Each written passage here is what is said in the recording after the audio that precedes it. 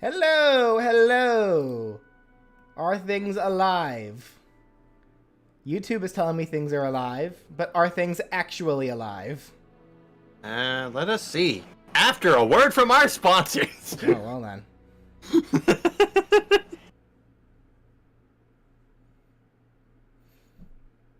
Let's see what the chat has to say. There we go.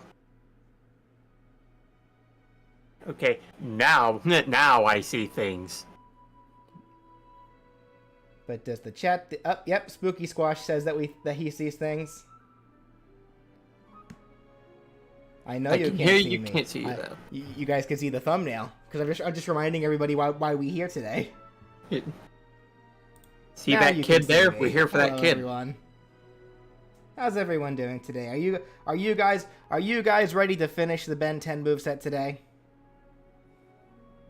I am. The Ben 10 Multiversus Moveset today.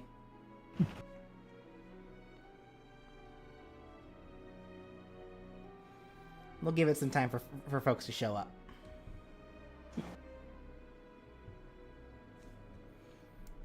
And also, how does the audio sound to everybody?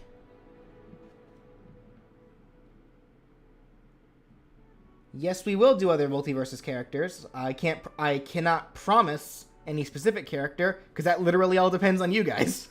It all depends on majority votes. In this channel, we believe in true democracy. Yes.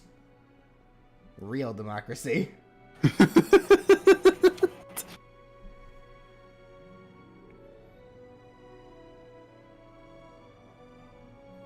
Please reduce the cooldown on slow mode. No, I cannot. I want to make sure that I can actually see what everyone's saying.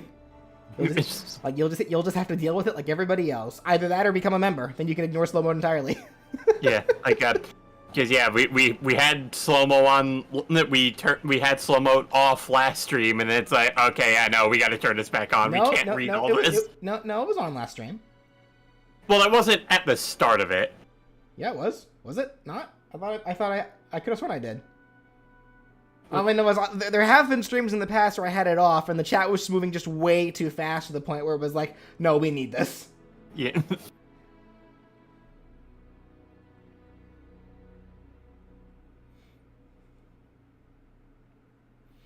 Alrighty.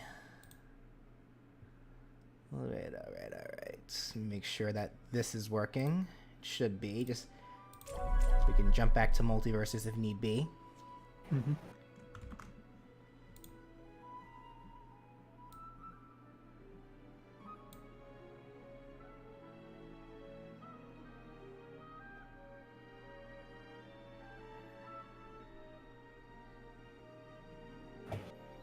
Are aliens capable of being their own fighter being excluded from this moveset? Nah. I think we'll just keep it as Ben 10, and aliens that aren't in the moveset are just kind of, sad. Yeah. They don't get any love. Well, we'll make Ben 10 Echo Fighters for the rest of the aliens. Which reminds me, actually, so like last stream we decided that we decided for the most part that we did want original Ben 10 as the default with the Omniverse design as an alternate costume. A lot of folks were talking about how that wouldn't work, but after looking at the designs, why not?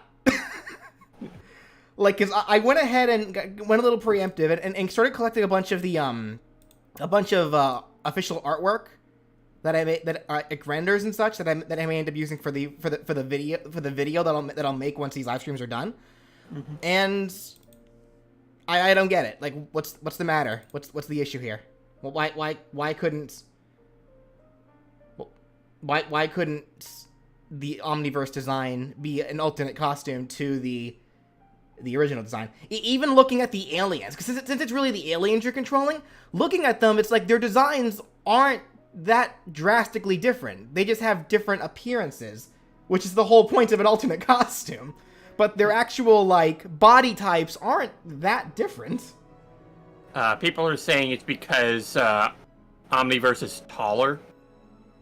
But you're not playing as the human. And even then, it's like, I'm looking at the aliens. Like, they're fine. I think it's okay. It should be fine. Like, I don't see an issue myself. But alright. How many folks are here? Nice square original Gen 1 number, so okay. I think we'll go ahead and get started. People can show up as we go. Alright, so what I want to get done today, obviously, so we figured out all of the attacks that actually, so I guess for those who weren't here last time, to give a quick recap of the concept for this moveset, how we decided this to work is that you're not really playing as the human, you're playing as the aliens.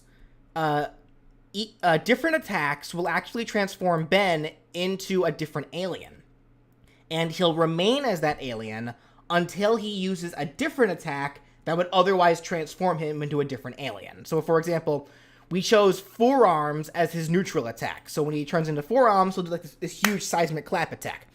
And he'll remain as forearms until, say, you use his up attack, which has him transform into Humongosaur and immediately do like this growing uppercut attack. And then he'll remain as Humongosaur and so on and so forth. The only exceptions that will not change Ben out of the alien he currently is are the side attacks.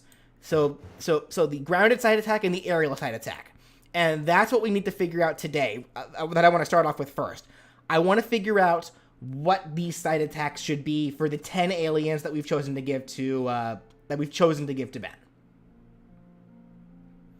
Ben. So before anything else, that's what I want to focus on, are the side attacks. So I'm gonna go ahead and do this right quick. Probably should have set this up before the stream, but I guess it is what it is. So forearms. Humongosaur. Cannon bolts. Actually, I think I probably should do this instead, just to make sure it's a little more easily trackable. Get the rest of the first, though. So, Wild Nut. Feedback.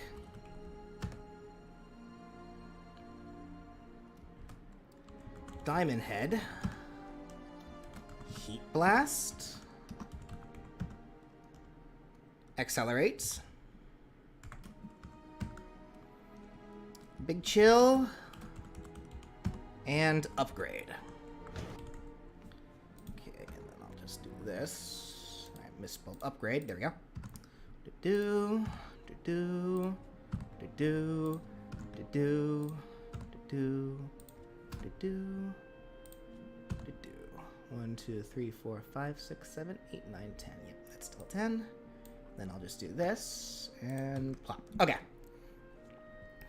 All right. And I should also mention as well, before I forget, while we're working on these, something I would like for us to be doing during the while we're working on this, I'm gonna need you guys' help to figure out as well where, if any of these attacks that we've come up with, if any of these attacks actually appeared in episodes of the show, I need you guys' help to point me, to those specific episodes. Like, if there's an episode where forearms actually does like a huge clap attack of some kind, I need you guys to point me to that episode. You don't need to give me any links. Instead, just in the chat or somewhere, just tell me the specific episode. Literally, like, like what Ben 10 series was it? What season was it? What specific episode was it? Just point me to the episode, and I can find it myself from there. The side attacks are just jab combos, correct? Yes, they are. And thank you so much, Charo. Shouldn't Human Ben also have a side attack? No, he should not, because Human Ben does not fight. I mean, from what little research I've done, apparently he has done some martial arts, I guess learned from Gwen, but the point of the character is to be turning into aliens, so we're gonna just keep him as the aliens. Will we do Multiversus Movesets for third-party characters like Walter White? Eventually, but for the time, because I'm well aware that the developers are more than happy to have guest characters that aren't necessarily a part of Warner Brothers, but for the time being, I want to stick to Warner Brothers, just so we have kind of this concrete little, like, we know what we're doing deal. I don't want to go too outside of the picture just yet. Okay, so let's see here. Question with the crawl. What happens if you jump or use a side attack with gray matter? What would be a way to turn him back to human for those things? So for the crawl, it literally is just, like, something funny. So I imagine, like, if he's, like, let's say he's forearms, and then activates the crawl, he'll turn into gray matter and start walking, but as soon as you stop the crawl, he turns right back into forearms, if that makes any sense. And, like, if you try jumping out of your crawl, he'll turn right back into forearms.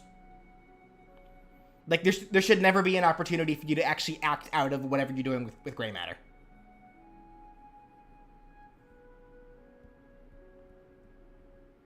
So I'm seeing a lot of people for forearm specifically that that forearm side attack should be some kind of, it's like a rapid punch. So yeah, like the Machamp bullet punch, or like the usual thing you would see from forearmed characters, and that makes sense.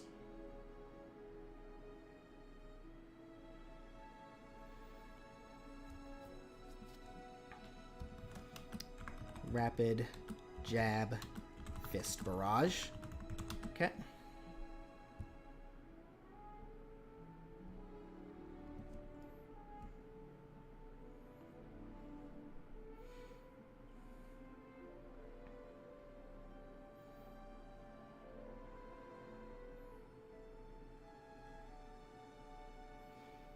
And then, yeah, I'm seeing, yeah, like, upgrade has the beam.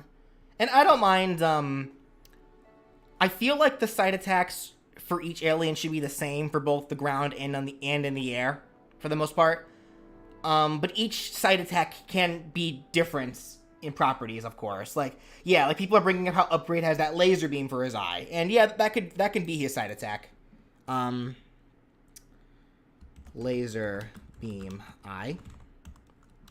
Now, should that be a projectile?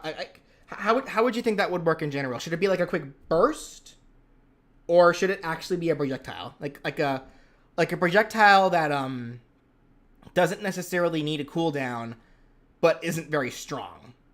I think, given the way that the laser acts, I feel like it would just be like a quick burst.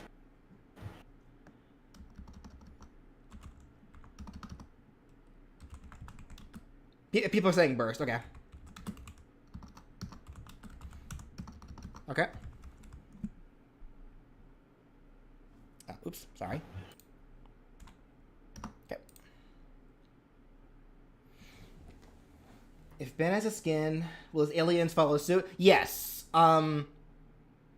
Yes, because I did go ahead and look. Each alien actually does, like, at the very least, so here's how I kind of looked at it. The aliens from the original series are fine, because they have designs for both the OG series and Omniverse. Aliens like Humongousaur and Big Chill, who appeared in the, in the show where Ben was a teenager, I can see those also being, like, the default skins to go with the OG, skin, because it's just whatever. The only one I was worried about was Feedback, because Feedback came from Omniverse. But then I also realized that apparently I guess there was an episode or something in Omniverse that showed aliens, like, in their original designs as they appeared in Omniverse, and Feedback actually was included in that. So there technically is a what if OG version of Feedback that could be used for the OG version of Ben. And then the Omniverse costume could just use the Feedback that he normally is.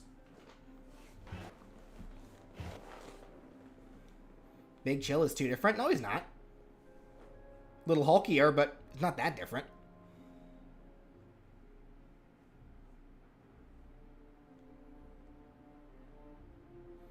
Ben unlocked Feedback as a kid in canon. See, there you go. Will there be specific alien? Yeah, that's what we have right here. Yeah, like, each attack, aside from the side attacks, transforms Ben into a different alien. What am I trying to make? It says it right up there, buddy. right on top of the screen. We're making Grandpa Max in Multiverse. All right, I'm seeing a lot of different, like, people are kind of just throwing out a bunch of random ideas here. So let's try to stick to a specific order, so that way I don't get too lost here. So let's go ahead and let's go ahead and focus on Humongousaur then. So what should Humongousaur's side attack be? Side attacks generally are, for most characters, I guess if we actually real quickly, before we jump ahead of ourselves, let's look at Multiversus itself and look at each character's side attacks so we can give everyone kind of an idea of what a side attack should be.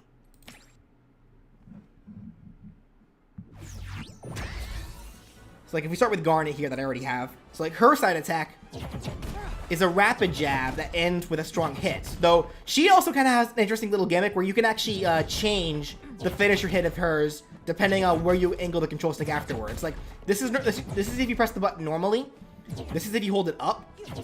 She does like an uppercut and then down. So Garnet's kind of a weird exception here, but if we look at other characters like Shaggy for instance.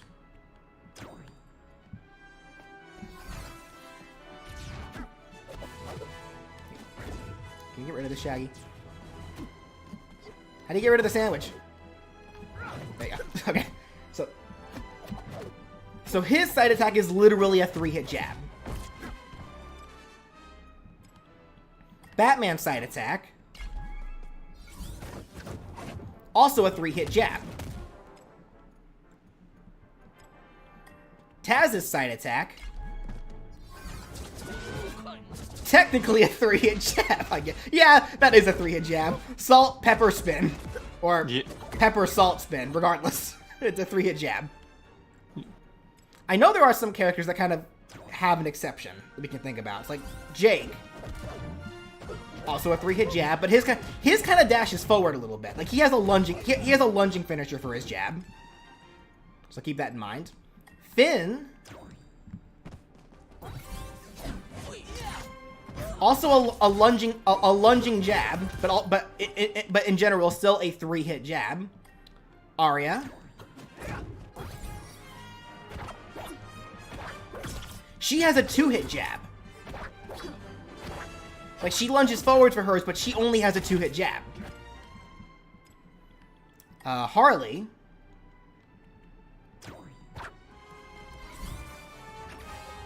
Wrong button. Harley actually has a 4-hit jab. Was I pressing the right button for Arya? Let me double check that actually.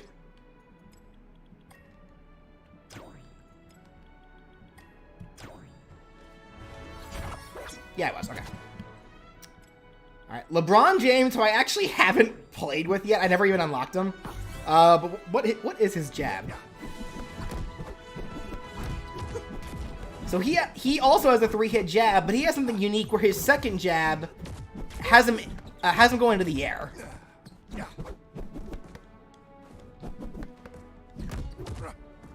Oh no! Actually, technically, his is a 2-hit jab. Because this last hit is his normal, his neutral aerial attack. So technically, LeBron only has a 2-hit jab. Okay. Wonder Woman, I believe, has a 3-hit jab. That's the wrong button. Yeah, but her final hit ends with a lunge. Superman's weird. Because I actually kind of pocket Superman as a tank main. Superman actually has he jabs twice, goes into a rapid jab, and then ends with a final hit. So Superman kind of has a weird rapid jab kind of thrown into his. So rapid jabs are in fact a thing. Iron Giant, I believe, only has a 3-hit jab. Yeah. Smashing the car twice and then spitting on it. Okay, Steven. What does Steven have? Wrong button.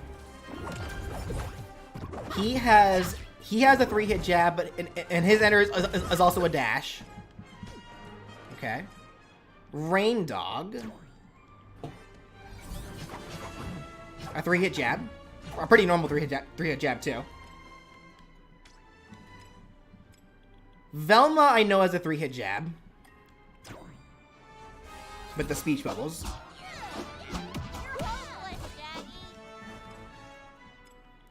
Bugs actually is weird. He has a rapid jab that ends with a rapid finisher. Yeah. That's Bugs'. That's Bugs' side attack.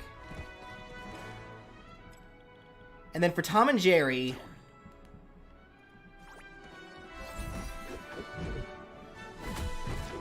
they have a 4-hit jab.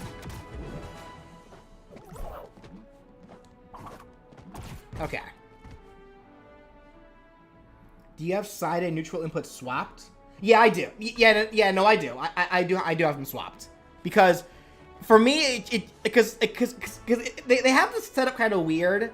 So I have a setup that makes it closer to a little more closer to what I'm used to. Because a lot of the aerial attacks, like the neutral air, actually, like for a lot of these characters, actually behaves like a proper neutral air. Like that looks like a neutral air, and this is a proper forward air to me. Whereas this feels like a proper jab, but this is technically the side attack. Whereas this feels like a proper side smash to me. But this is technically the neutral attack to match with this. Impact. Compared to this being the side attack and this being the aerial side attack. So if that makes any sense to you guys. You have to hold forward for the final hit of LeBron's jab. Let me see.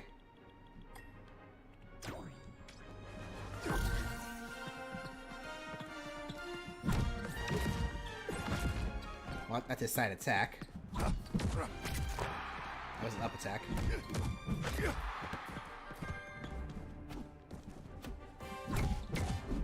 Gotcha. Okay, I see. So it's a little wonky with this specific setup that I have because he puts himself in the air, but it is what it is. Okay.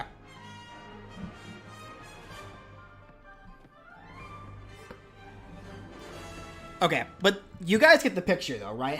Like what a side attack is. It's generally a jab, a combo type of jab. So that's generally what we want to focus on when thinking of attacks for these different aliens.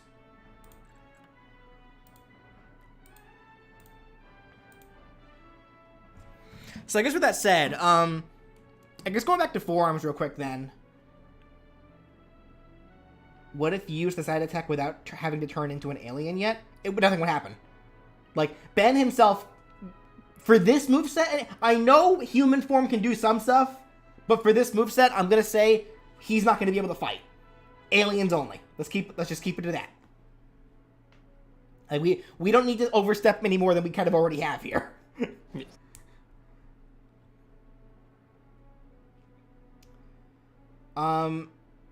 Okay, so Humongosaur. 2 giant slow punches with a quick stomp or tail stomp at the end of the attack. Humongosaur can stomp the ground with 1 foot after another. Similar to what Super Broly does in Dragon Ball FighterZ. 3 hit, 2 punches, and a tail swipe. Should do 2 step kicks forwards followed by a palm strike. Referencing how Ben used them in the Ultimate Alien episode of video games. 2 hook punches with each arm that ends with slamming his fist on the ground. Getting lots of different ideas here. Okay, so here's my question now. If we want to keep this close to the actual source material, how does Humongosaur fight in the show? Humongosaur just kind of uses his big size mainly to just overwhelm people. Yeah.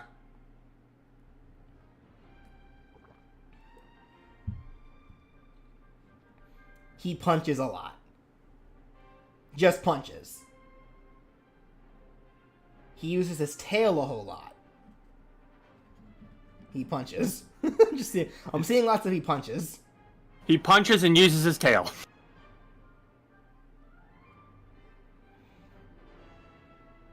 Now, does he punch with his tail? His tail turns into a fist. Yeah.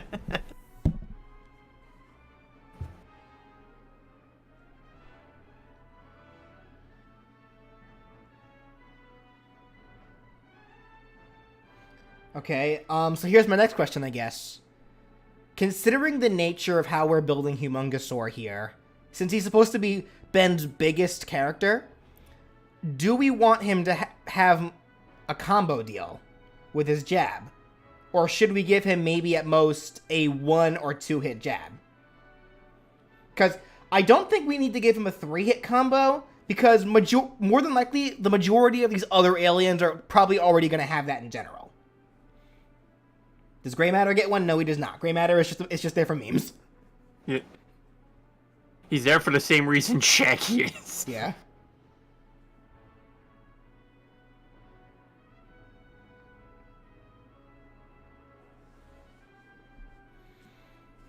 Okay, I'm seeing a lot of people saying 2 hits.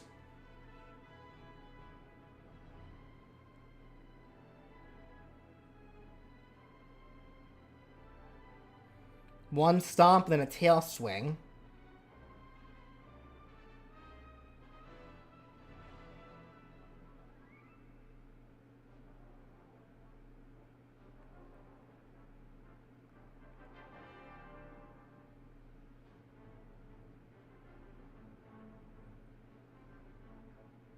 Prefer 1 to 2 hits, which is kind of why I thought of the Broly stomp.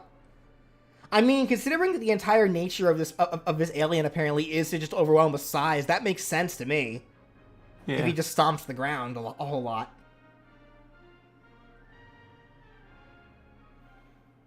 Tail swing into a ground slam.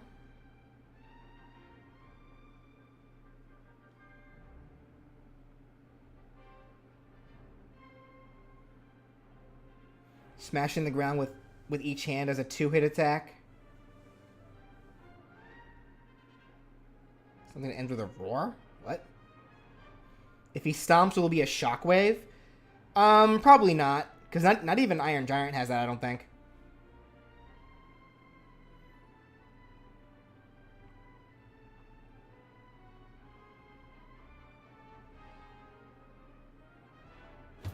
I like tail plus slam. Humongosaur doesn't really stomp. He mostly just smashes like Hulk with punches or tail swipes. Okay, I keep seeing punches and tail. That's the 2 big things I keep seeing you guys talk about. So, if we're going to make this a 2-hit jab, he probably should use 1 punch, 1 tail swipe of some kind.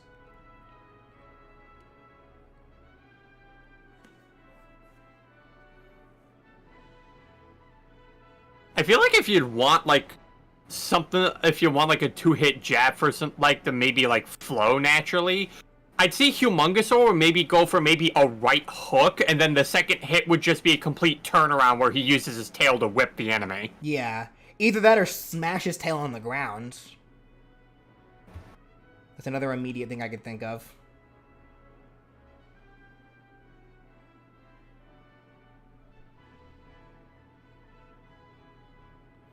Think a punch down. So, okay, hold on. Time for me to pantomime a little bit here. So you guys are thinking probably something. Let me make sure that I'm on screen for you. Where's my camera? There we go. So something probably like this into a this, like into a That doesn't really. I don't know. That feels so weird to me. Think on how that would flow because it's like.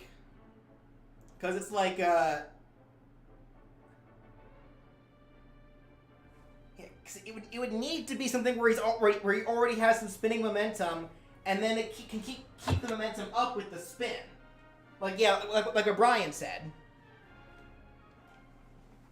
If you want a jab to work well, there needs to be some kind of flow to it, especially when you look at something this big. Because Humongosaur, I imagine, probably is kind of slow, or at least at the very least very hulky. So very top heavy. Yeah, exactly. So. He probably needs if he's gonna have a jab like that, he needs momentum. So I think the best way to do it, if we want punch plus tail, the punch has to be a hook. So that way he can start his spin with the hook and then keep the momentum going.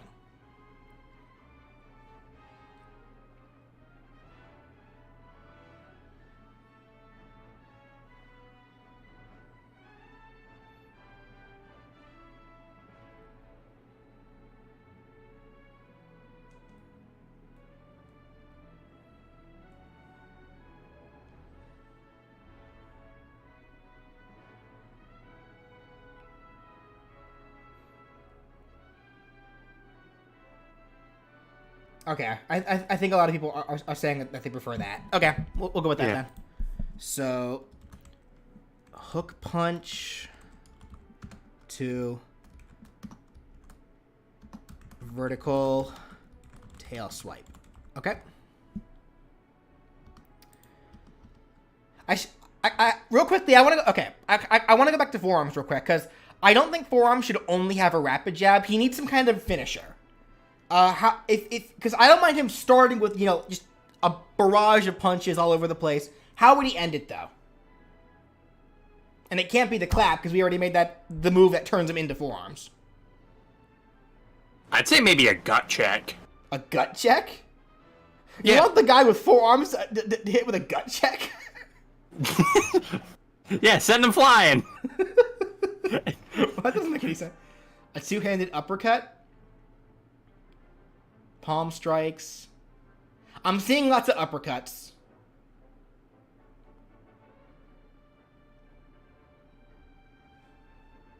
Slam the ground with all four fists. I'm seeing lots of uppercuts here, actually. Okay. Yeah. Two-handed uppercut. Okay. All right, Cannonbolt. So how does Cannonbolt fight outside of balling himself up, or does he at all? I think that's the thing. I think that's like the only thing we actually see Cannonbolt doing, just curling a ball and just play pinball. Because he looks like a hulky guy, so I feel like he should be able to do something. He does have claws, yeah.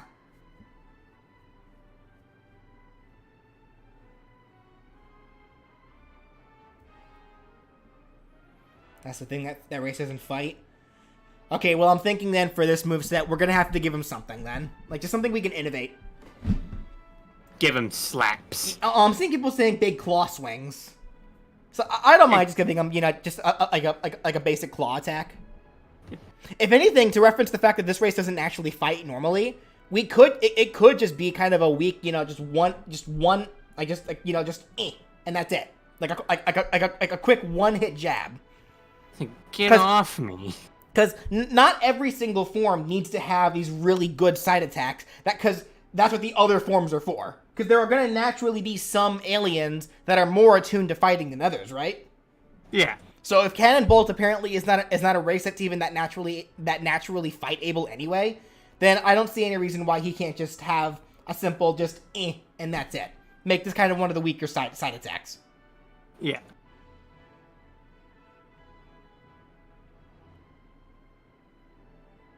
Either that or make this one the gut checker. He's got a big belly.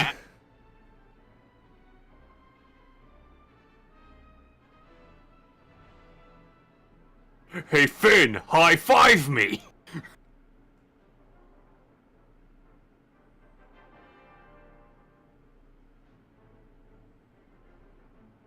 Cannonbolt should curl into a ball for Ben's shield instead. Multiversus doesn't have shields. You can't even guard in this game. Oh no. Oh wait, now I'm seeing some people saying gut check. It's like, ugh. Like, throw up your lunch. Why not? It just doesn't. The only thing you can do in this game is dodge.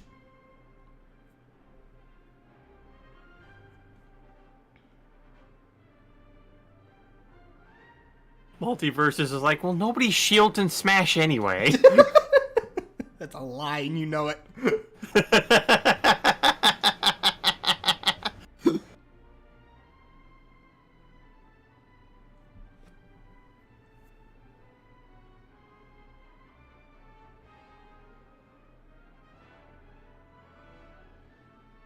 Gut check with armored arms? It's not a gut check then, it's an arm check. What? I mean, I don't mind an arm check either, just like a simple, like a shoulder tackle maybe.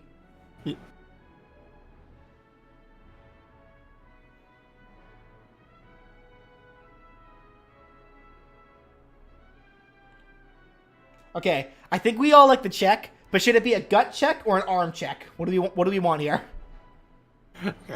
Do we have to bring back the pole? Or yeah, even a headbutt. Yeah, like what Time Dragon here says. Even a headbutt could work, potentially.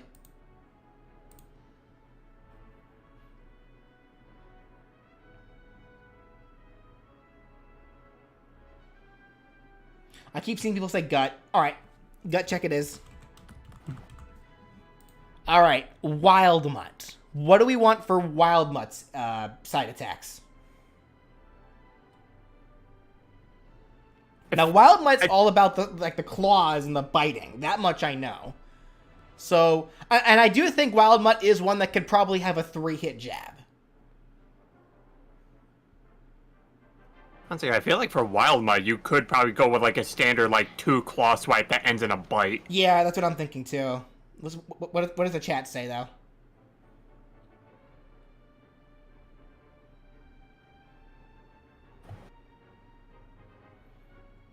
Two swipes and a chomp.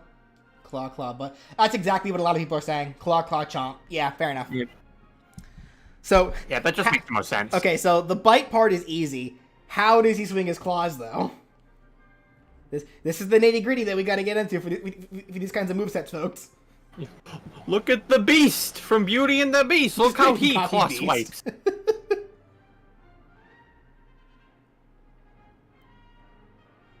Like, does he do just horizontal claw swipes? Does he do diagonal claw swipes? Does he do uppercut claw swipes? Does he do like this? Like the kind of like that.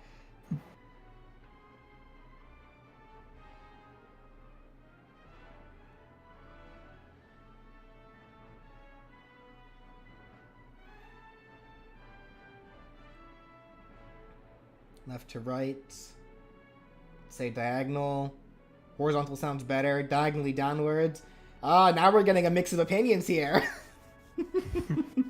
Are we ready to pull out some more polls?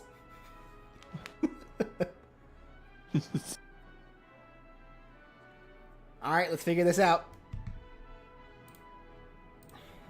What is Wild Mutt's first claw attack?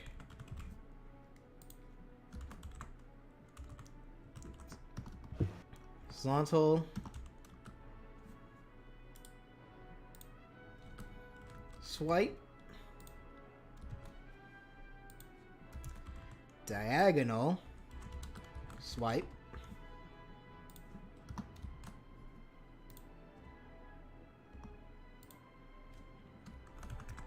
Vertical. Swipe up.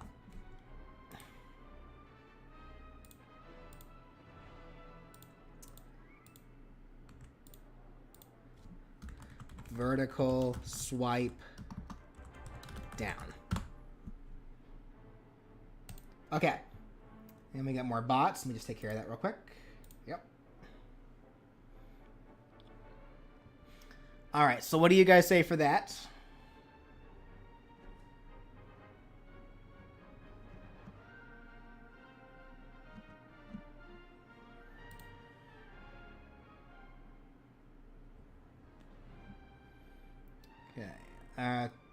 Okay, so currently Diagonal's winning.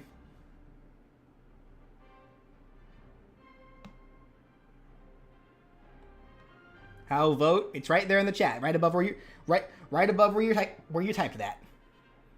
I already got the bot chat. You guys are late.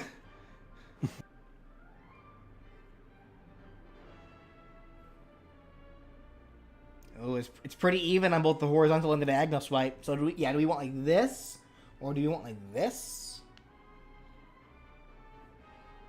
And remember, this is for the first part of the jab.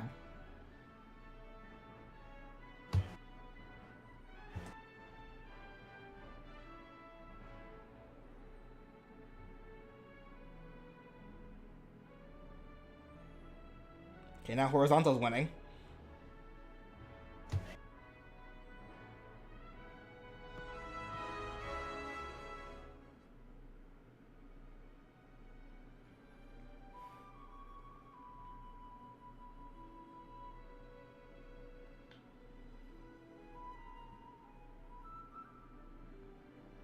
diagonal down? It's like this? Either way.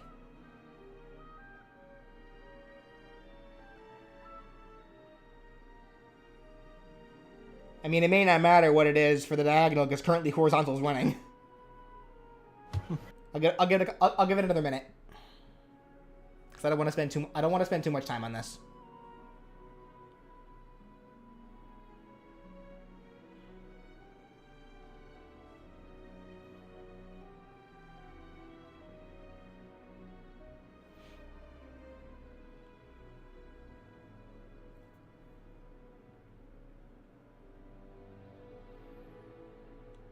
Okay, yeah. Looks like horizontal's winning. Okay. So, horizontal claw slash. And then lunging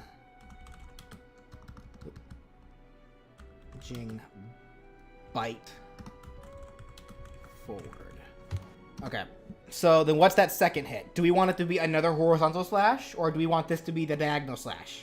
So like if he goes like literally like slash and then does this, or is he gonna go and then or I don't think the downward would work based on the movement. Like, because if you do this, then your arm would have to go up here afterwards to be able to do this properly. That, like, downward diagonal slashes really only work if they're both diagonal, so you can keep that momentum. Yeah. So if you're gonna do this, like, it makes more sense for you to do this afterwards, if that makes sense, from like a movement momentum animation thing. Unless you just do another horizontal.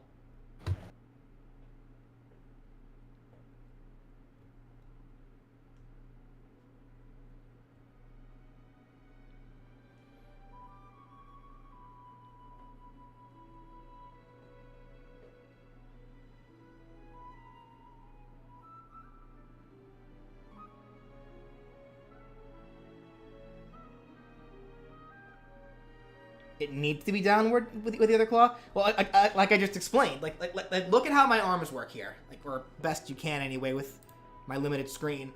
Kind of over here, move over here. If you do this, and then you gotta be up, and then try doing this, like, because look how my body turns. If I try to do this, that's gonna be really awkward, because my arm is gonna go over my shoulder. So then, the best way to kind of go from there is to be able to do this.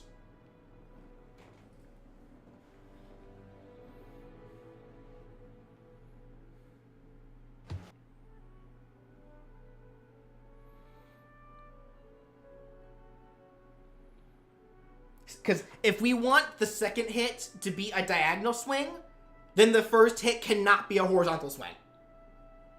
The first hit would need to be something else.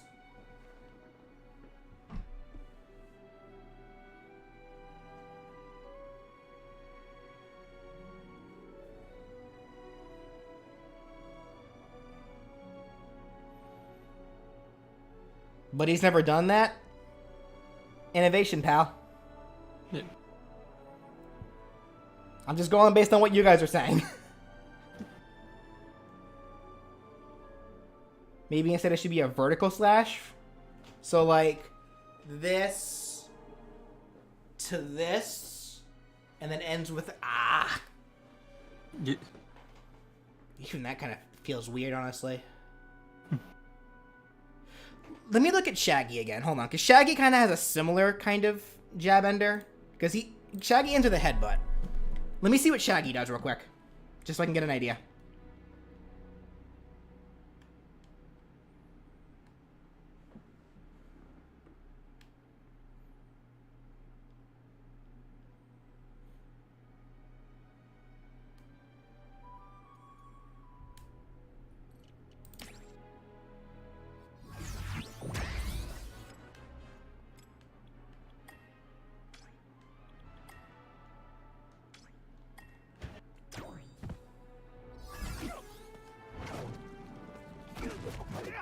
Yep. So look at what Shaggy does. So Shaggy starts with a straight punch, But look what he does afterwards. A horizontal attack. Or vertical attack. Which ends with the headbutt, which effectively may as well be the bite. So you guys see what I'm saying here? We go back and look at Batman.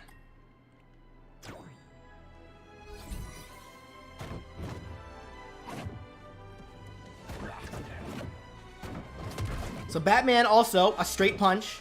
He goes into a spinning cape attack and then ends with an uppercut. So again, another vertically up attack. Taz is weird. Remember Wild Mutt's a dog? Okay, so is Jake here. So Jake does a vertical hook and then goes. Oh, he does a roundabout vertical down slam. That's interesting. But then ends with the lunging gut check.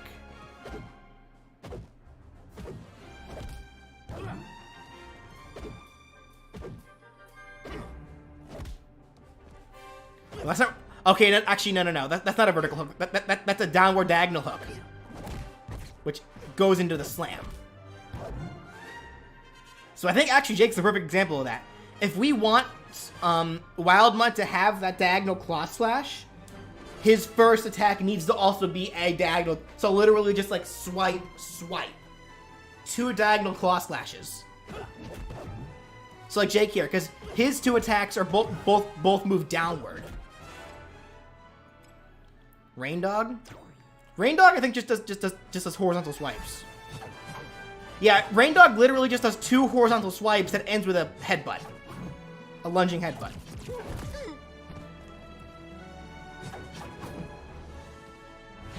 So do we want Wild Mutt to do something similar to this? Like what Rain Dog does?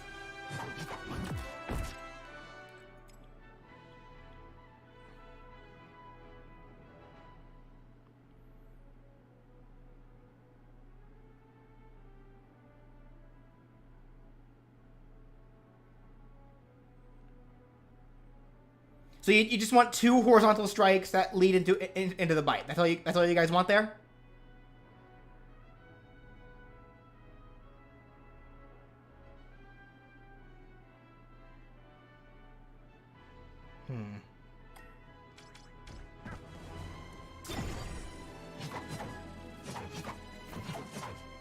See, actually, I don't know. Because I'm also looking at Wild Mutt's design here. He has way longer arms than Rain Dog does. And Rain Dog really isn't able to do the, unless he has like a different attack. No. Yeah, Rain Dog really isn't able to do the horizontal claw slash because Rain Dog has stubbier legs.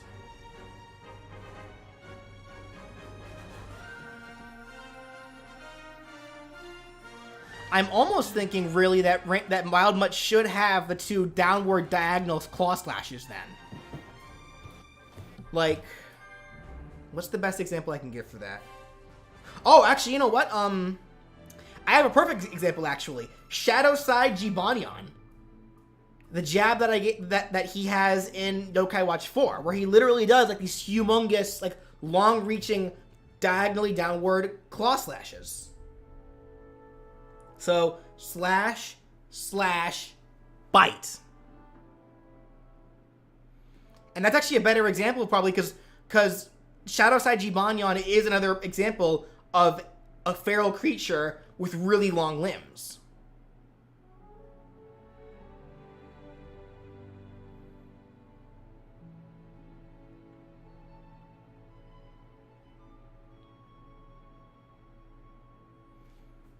Shadow Side Jibanyan stands on 2 legs. Okay, and?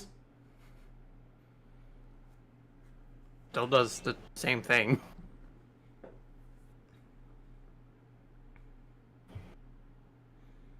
Okay, that seems to be the consensus that I'm seeing here. Okay. So in that case...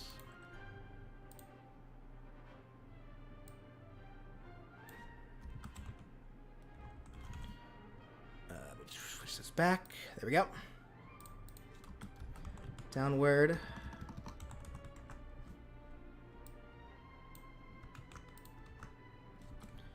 with other claw. Okay. So is that good for Wild Mutt then?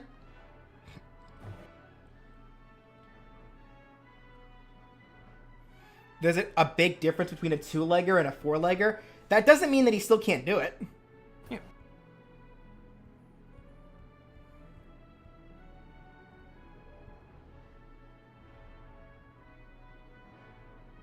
Oh, oops. Okay. Alrighty. Feedback. Let's go ahead and go on to feedback. So feedback, if I recall correctly from last stream, he has the ability to charge his fists with electricity. So I feel like that's what he should be doing here, is throwing electrical punches of some kind. So how does feedback handle hand-to-hand combat?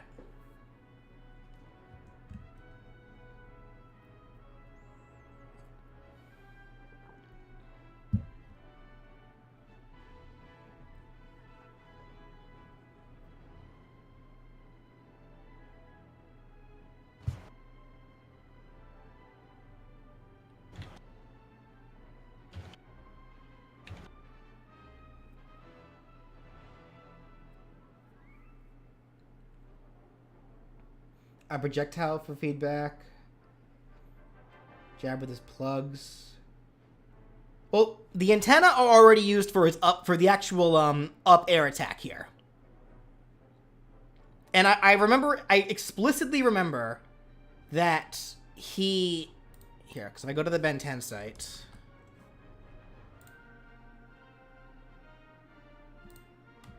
feedback.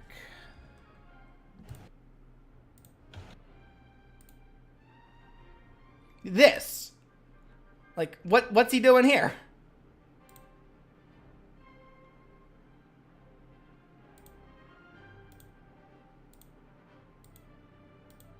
He got plasma in his fingers.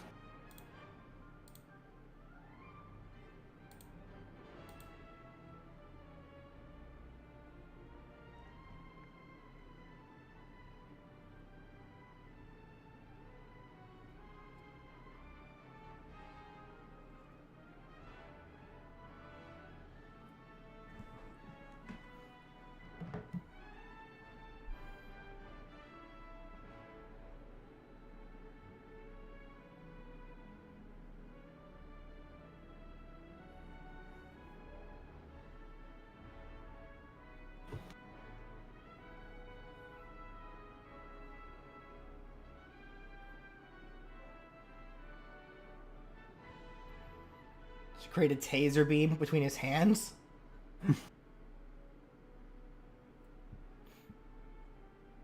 Firm believer of Ben doing Raiden's move from Mortal Kombat.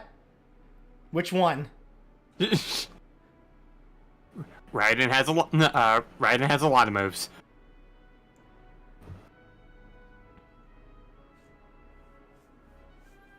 Okay. I don't think we should give him a rapid jab because we already gave that to forearms. And I don't see any reason to give rapid jabs to more like we want to make each alien special, right? In some way. Like we want to give people a reason to want to use them.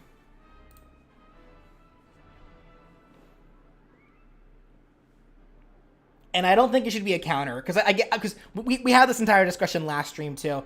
I'd rather these side attacks just be attacks. Nothing special about them. They're just attacks. Well, they should be special in their own jab-like way, I should say. I should stress.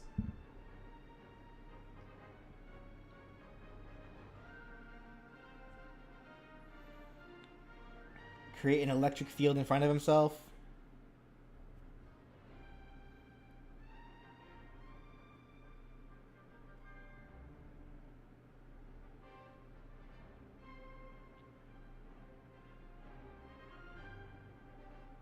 I feel like feedback should be like Zero Suit Samus using his distance and to his advantage and fire and stun foes with electricity.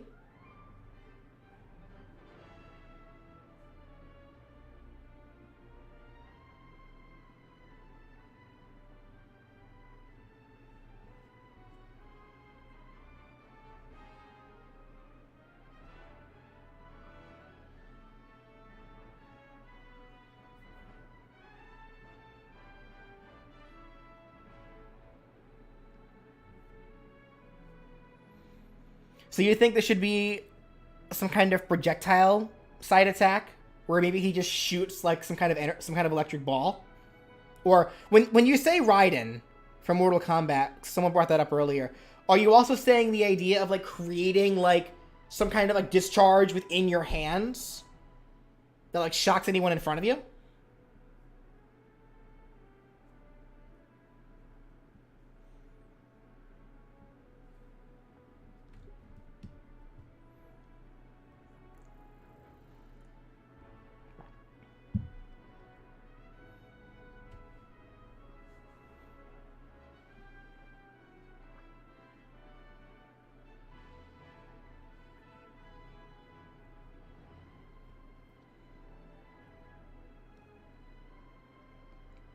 Well, no, not quite, Damien. Like, it wouldn't... Because, like... Ben 10 would be a hybrid, is, like, the best way to really describe him. But at default, because he has options like Forearms and Humongousaur, he technically is more of a bruiser. But he's a hybrid character, meaning he has aspects of every class.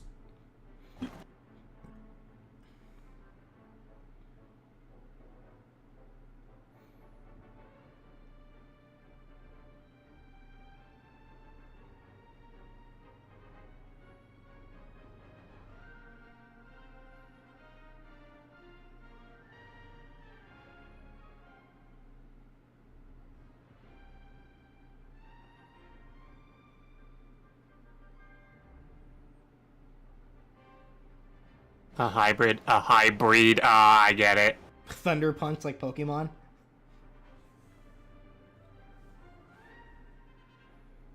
I think a lot of people really like the taser stun idea that was brought up before. So do we want to just go with a simple? He throws like a short range electric ball. Maybe it's kind of slow moving, and it can and yeah, like it kind of freezes foes in play. What's the closest thing we have to stun in this game? Let me check that out. Ammo, armor break.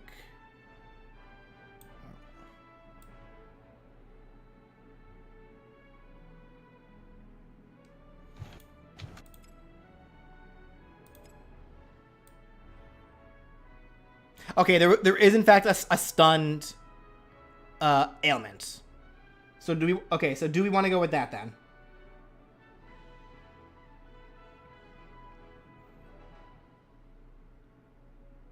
He never fires a ball, just beams of lightning.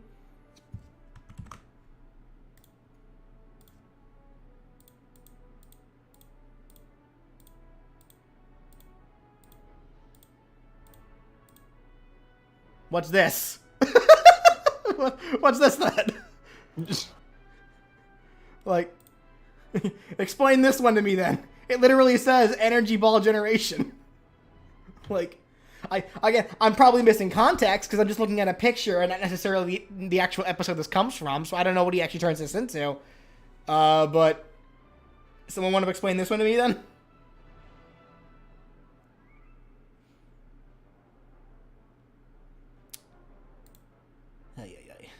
I got it.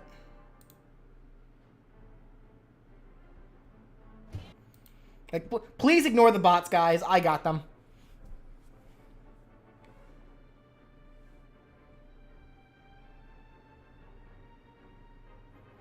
Feedback can fire energy balls by joining his fingers and absorbing the energy out of electric devices. Feedback can fire energy balls. I think that's the key word here that we're looking for. That yes, he can in fact fire electric balls. So is that so? I guess final say here. Is that something we're thinking about going with? Because I think we all agree that the idea of feedback side attack being some kind of stunning taser, we all like that. It's about the execution of how we want him to do that, though. Like, are we good with the single, like, slow-moving projectile, like, throws electricity forward, can stun foes if it hits them?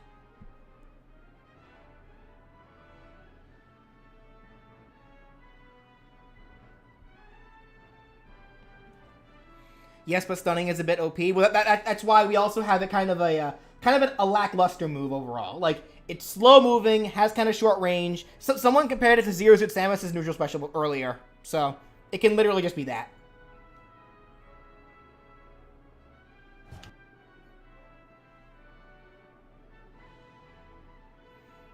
Okay.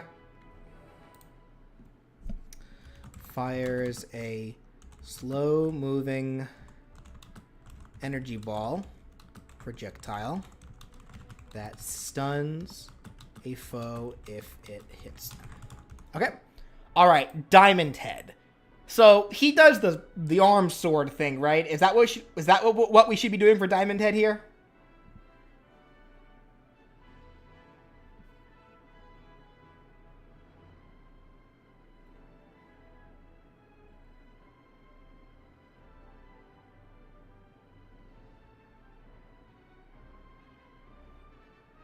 Yeah, looks like so. So I'm thinking this can probably be a 3-hit attack. So do we want him to do like pretty much a like a 3-hit jab, like sword arm combo?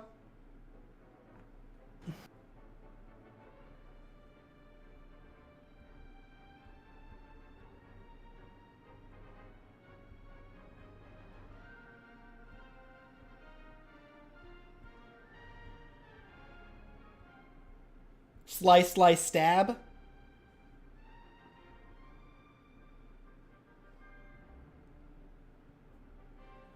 Or should we do stab, slice, slice? Like, shank, shank. Swing overhead, horizontal slash, final stab.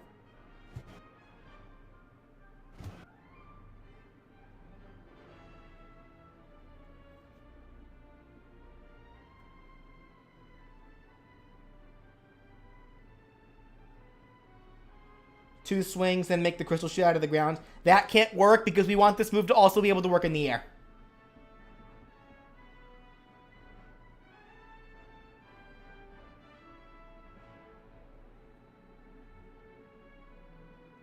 Like, remember, these moves need to also be air friendly.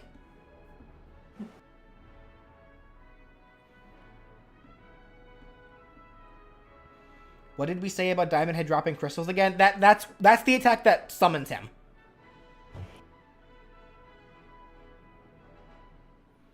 I like that. Poke, slash, slash.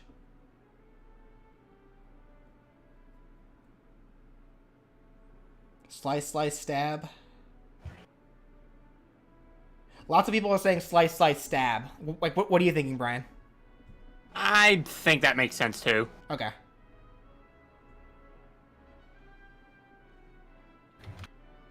Okay, we can do that then. Now, is there any specific way he should be doing his slices?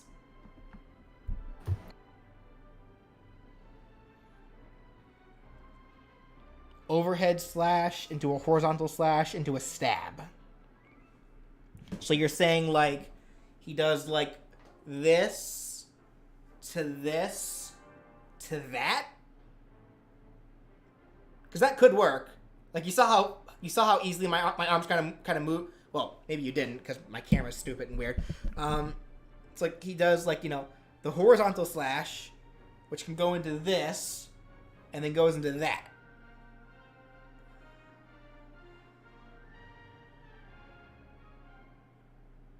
Okay.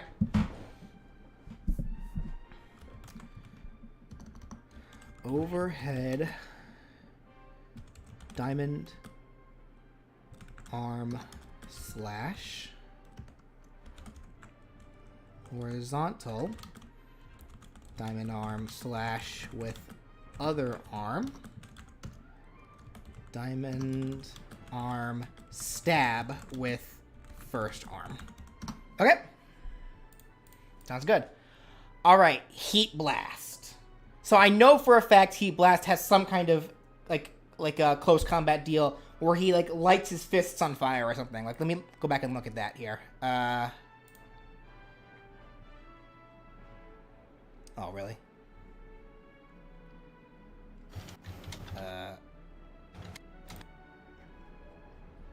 Really? Just let me look at actual, like, the Ben 10 picture here. Thank you. Okay. Where was it? I know Because I've been on this page a couple of times. Here we are. There we go. Okay, so go away, Ad. So Heat Blast.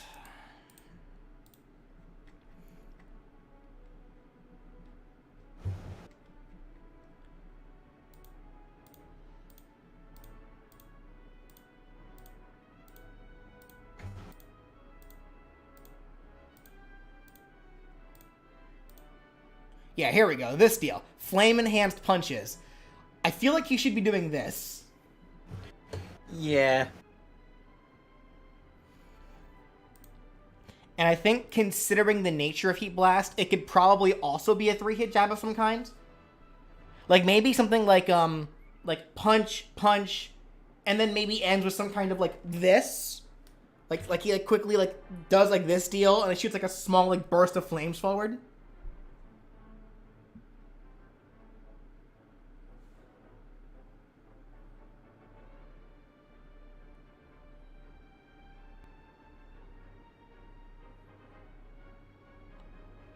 It's weird that we haven't had any references to specific episodes so far. Well, that's also what I'm asking you guys for. Like, if you guys have any specific references, like with this combo stuff to specific episodes, that'll make my life a whole lot easier too. But like, you guys seem to be, but you guys are also like throwing out ideas. So I don't know if these ideas that you guys are throwing out to me are either innovated ones or ones that actually come from the show. Like, I don't mind either, but you got to also keep that in mind.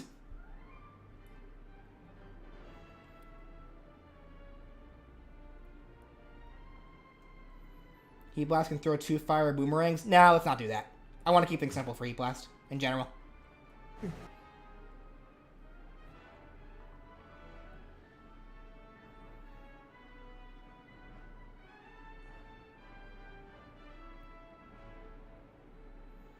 Well, of course it's going to include the Ignite status. He's on fire. Like, we already had that for the, we already have that for the special attack that you need to summon him.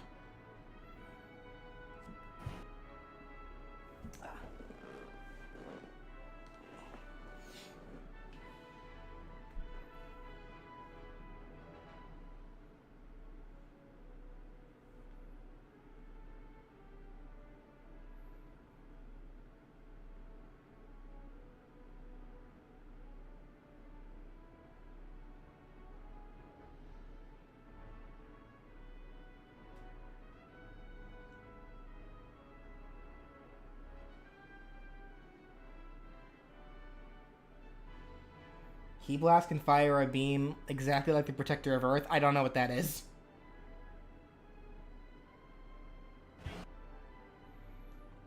Two straight punches into an uppercut. Right hook to left hook into Flame Burst. Punch, punch, fireball from open... Well, maybe not fireball, but like just like a burst. Because the fireball is already the special that summons him. 2 fire punches into a flaming uppercut. Punch, punch, the mini flamethrower. Or I guess flame burst in this case.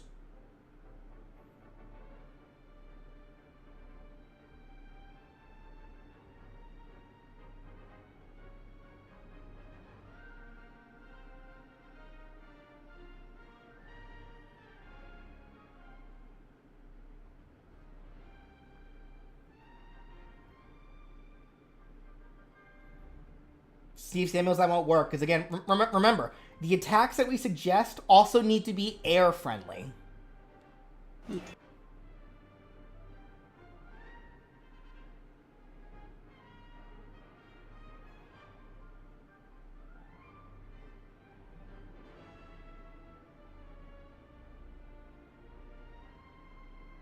Yeah, I'm also seeing a lot of punch, punch, burst. Yeah, that's what I keep saying too.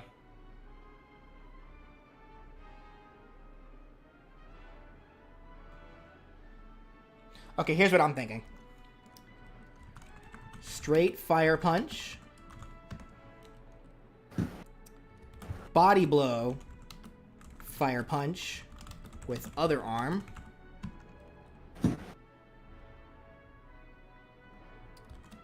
Brings hands together to shoot a short-ranged flare burst. adds 1 stack of ignite.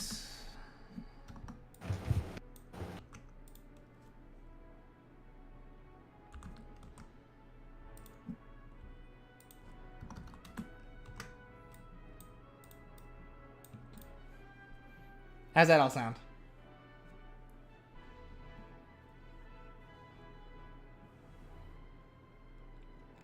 It's like the burst literally has him like, you know, so like a body blow for those who don't know. So literally like, so it's like a straight punch. Then he does this number. This is so a body blow is it's like a low uppercut, but you're aiming for their belly, and then quickly does this. So while his hand's already there, he quickly does this and kind of causes like a whoosh. If that makes any sense for you guys.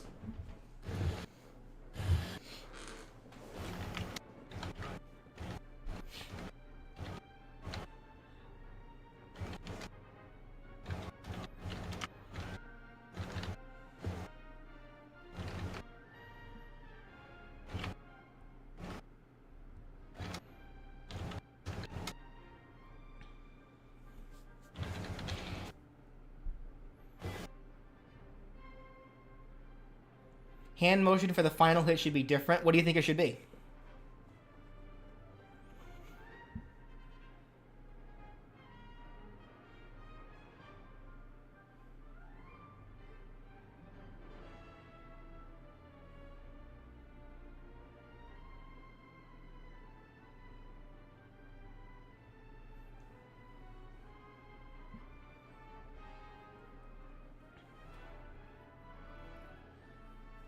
I was thinking cross double hand smack burst. What? Someone was saying I was thinking cross double hand smack burst. So basically a double karate chop, then you hit him with the back of your hands, and then you do the burst. I'm trying to imagine that in my head, and I'm not picturing it. And I just tried doing it myself. Yeah, I don't know, the movement feels kind of awkward. Yeah. Nah. Okay. I think for the most part, everyone's is preferring this one. So let's go ahead and move on to accelerate. So this is where kicks get involved, right? Accelerate's a kicker, right? Yeah. So how should he kick?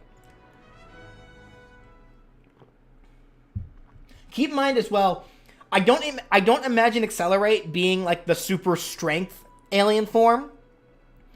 He's probably a gimper alien, if anything. Like he has like a lot of combo setup potential, but he himself probably isn't that strong.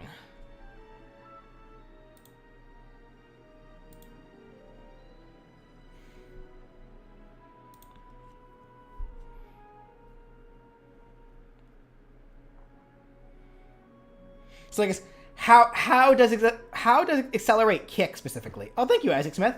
If you were to ever make a what if Bentley for Cooper, would he be on his wheelchair or the wheelchair? Like the wheelchair? Like he was only like it'd have to be the wheelchair. That's just how he is now. Yeah. Anyway, back to topic. But thank you again. Excuse me. What do you mean how would be too fast to actually see? I mean, fair. Yeah, Chun-Li kicks. Chun-Li kicks? Well, I mean, yeah. They just added Q Neutron to Nickelodeon, and they gave him a secret taunt where he does do the Chun-Li kicks. Yeah, like Fix the Wi-Fi has it. It's like, yeah, I'm just picturing Chun-Li rapid kicks. But like with Accelerate's body type, could he even do that? I don't see why not. Like, he just balances on one wheel foot.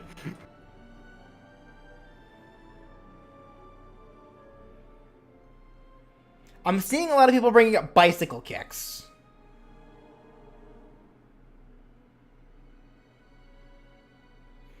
What does Accelerate look like again? Let me see.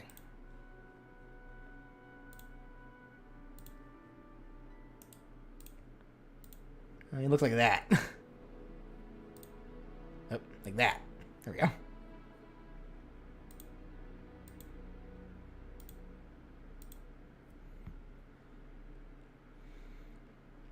So like he has like these weird are they is this supposed to be a wheel? Like wheels between his toes here? Is that what allows him to run fast? Wheels.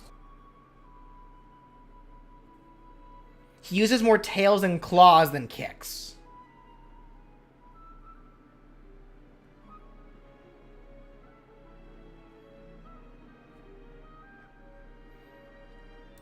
So wait, does he not kick then?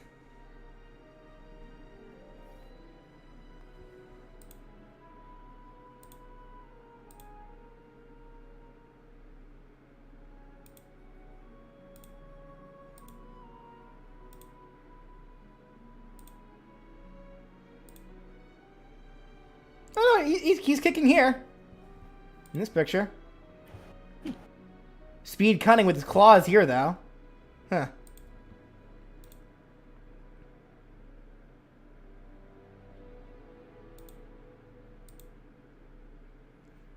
Again, his claws.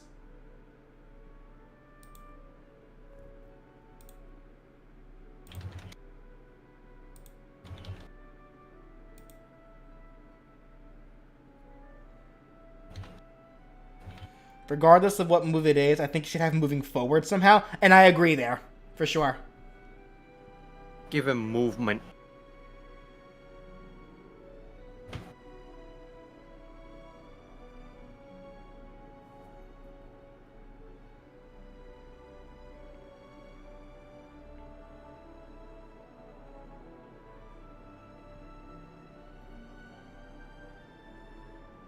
Based on this image right here, this kind of gives me an idea. Where was it?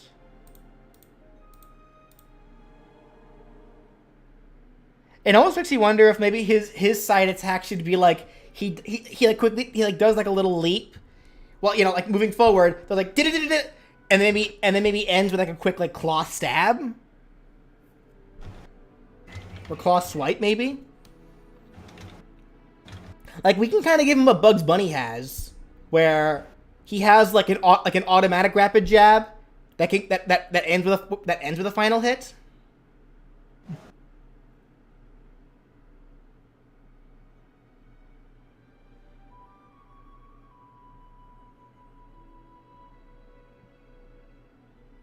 And if anything, that final hit could be like a dashing claw slash.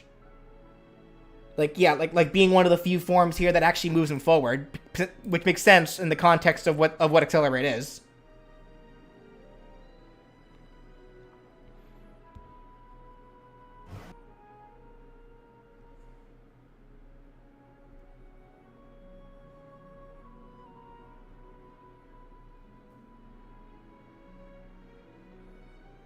Okay, let's go with that then. Let's see.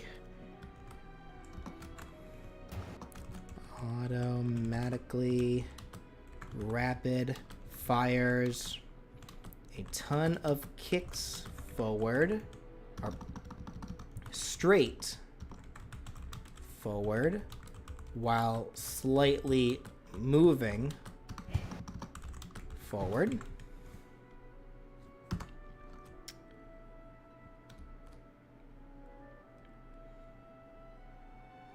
Dashes forward with a quick claw swipe attack.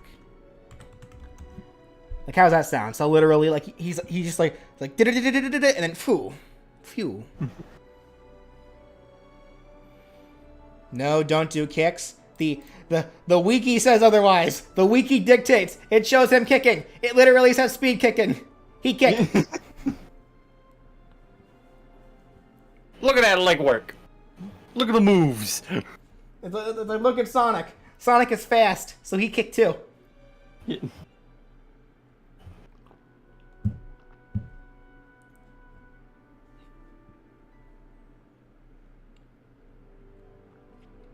Now, this is actually make me something we are gonna have to go over eventually. While I do want the grounded side attacks to be somewhat similar to the aerial side attacks, there are gonna have to be some differences in terms of how they function properly in the air. But we'll go over that here in a bit, like, because like we already got upgrade done. So so once we get Big Chill out of the way, yeah, let's go ahead and get Big Chill, and then we should be able to go over the like kind of look over those attacks for the aerial versions, and we'll see how they function properly there.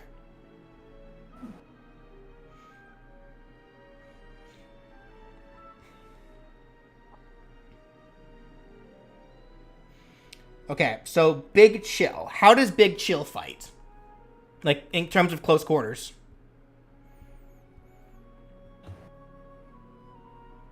One single diagonal downward swipe?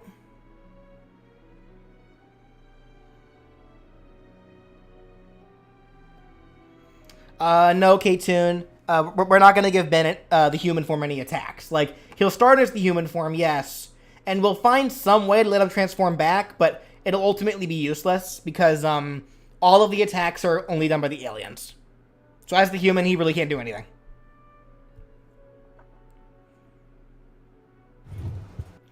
Doesn't he bite? Like, what does Big Chill do? Like, I know he has claws.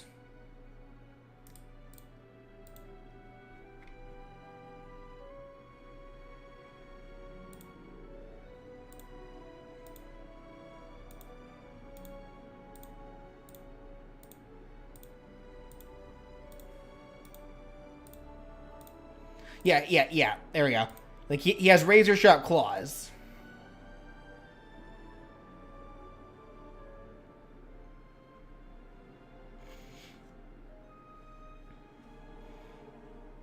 Bites and has claws, but I'd prefer a single blast of ice. That's redundant because we already kind of made that his grounded up special version. Like we already have him firing an ice beam for the actual move that summons him. So we need just a normal attack here. But he never uses the claws. This picture says otherwise. The wiki is calling you guys out. Big Chill gave birth. Ben 10 is a... Why do I remember that? I feel like I've seen that before, actually. Maybe I actually saw that in passing on Cartoon Network at one point. Because wasn't Ben, like, craving pickles or something?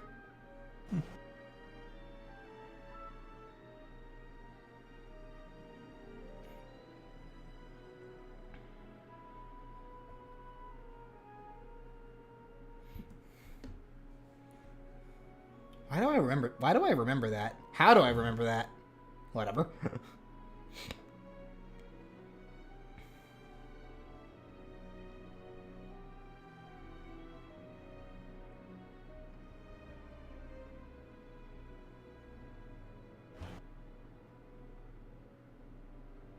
The claws are albedo. What? What are you talking about? What is albedo?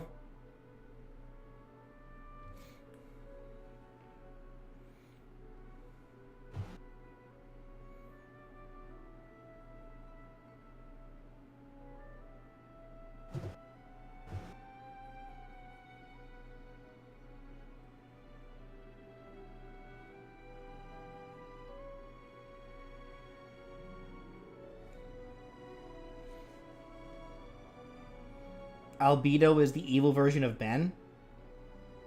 Okay.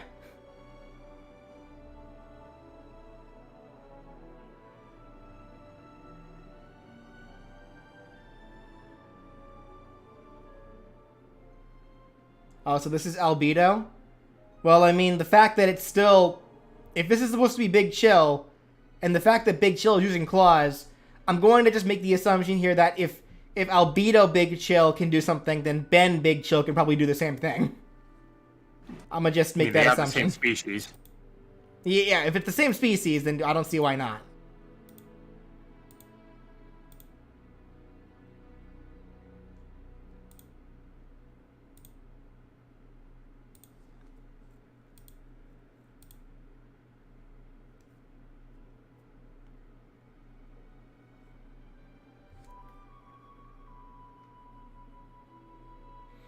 Ben never really uses Big Chill's claws. He just does Frost Breath and Pass Through Freezing. Okay, well then we're gonna give him a claw attack then.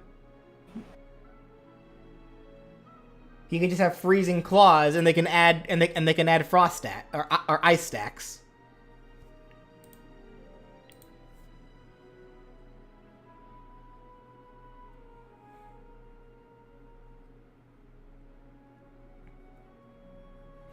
Let me think here.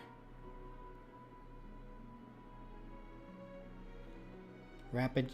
So we have 2 rapid jab moves. So far we only have 1 2-hit jab, 1 1-hit jab. I guess not counting... I guess technically 3 1-hit jabs if you count feedback and upgrades deals. We have 3 3-hit jabs. So why don't we give Big Chill a 2-hit jab then? That's what I'm seeing. That is what I'm seeing some people say here. A 2-hit claw attacks.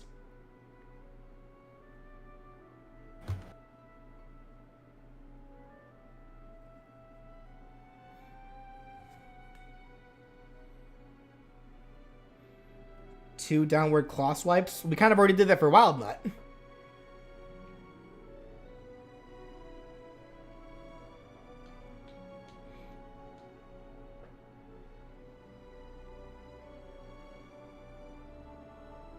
I mean, Shaggy has never gone Super Saiyan in the actual series, so I don't see the problem with letting Big Chill use his claws. Fair. There you go. Yeah. To everyone that keeps saying that Big Chill never uses his claws, Damien actually just made the perfect argument towards you guys. Big Chill has claws. He'd go and use his claws.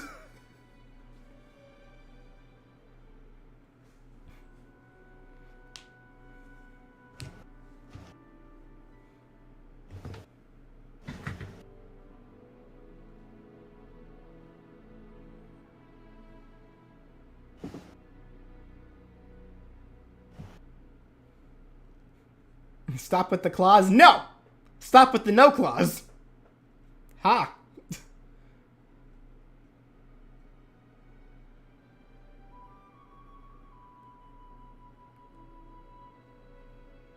I think he did uppercuts in one of his games, so maybe 2 upward claw strikes? That's actually not a bad idea. Because remember what we made his grounded special? It's a beam blast diagonally upward. So maybe Big Chill should actually also have some kind of his side attack should also be one that kind of throws people into the air, which actually benefits Big Chill specifically.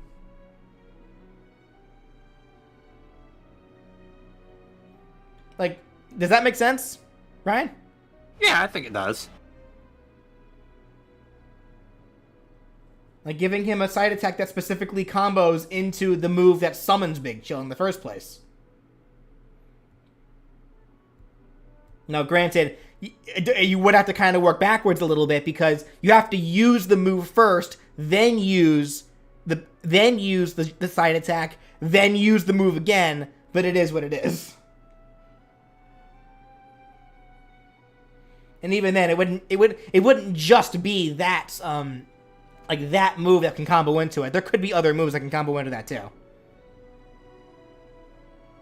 So maybe just 2. So maybe just So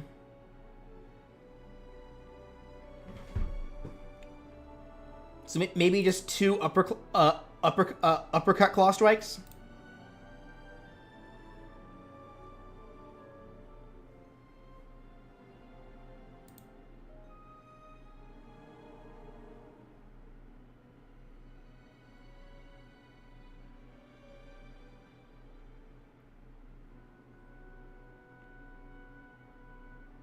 Yeah, actually, you're right, Damien. I remember that too. Yeah, there were actually people who were complaining to me. Well, no, it wasn't really people. It was one guy who was complaining to me about making Jibanyan use his tail in the Jibanyan moveset just because he's never actually used his tail in the games.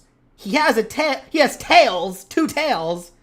Why wouldn't he use them to fight? It's a part of his body.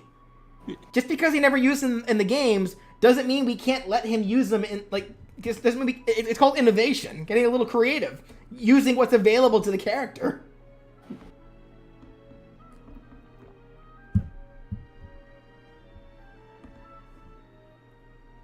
I mean, I'm for sure, like, there's a good number of moves that Mario does in Smash that he's never actually done in the Mario game. His forward air.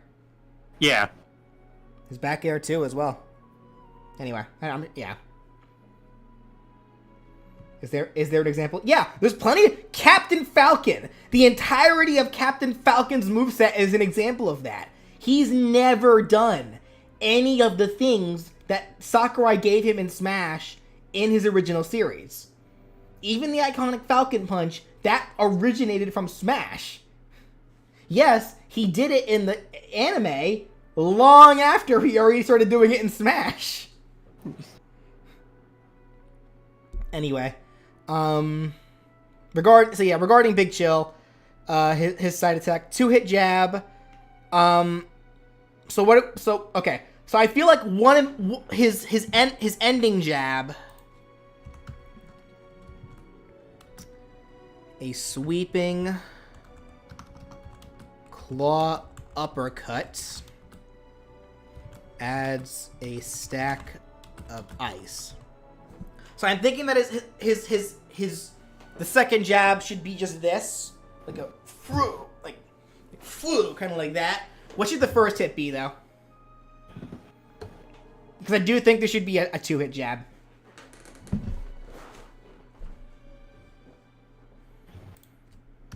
I'm sure Shaggy once threw a sandwich at someone. Are you kidding? Shaggy would not let that go to waste. If anything, Shaggy wasting food is by far the most unrealistic aspect of the character in Multiversus.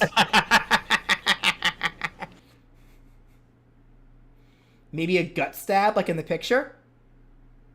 I could see that, actually. So he does so he literally does this into that. I could see that. I could see that happening. So he does the claw palm thrust deal.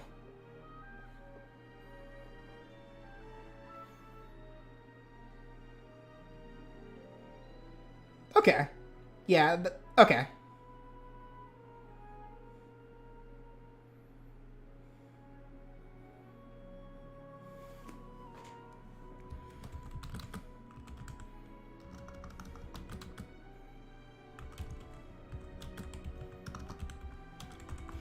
Okay, cool. So we have all of the grounded side attacks. So let's look at these now and see how these could translate into the aerial attacks. I think forearms is easy because I think Superman's air side attack is actually a rapid punch. Let's take a look at that.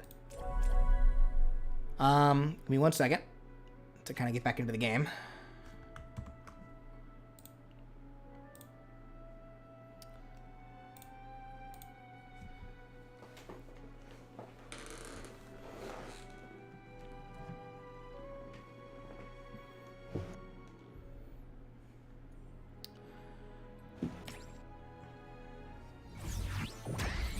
Okay, so if we look at Superman,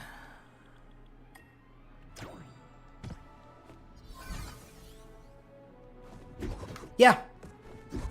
Well, okay, this is technically his neutral attack, because this is his aerial side attack, and it's actually a charge up jab. But this is Superman's basic neutral air attack. Really, Shaggy?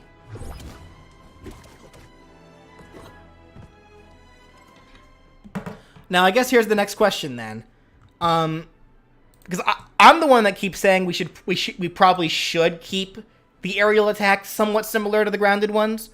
But do you guys think that? Or should we go ahead and make the aerial attacks maybe somewhat similar to these, but still different?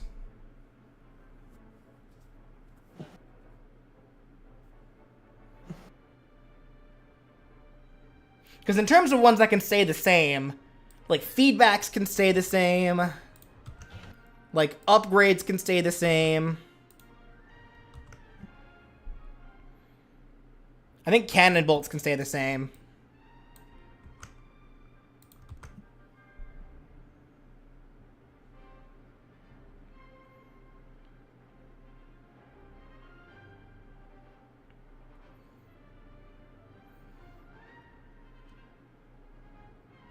Some can, yeah, okay. So some can be different, but yeah, some can also remain kind of the same too.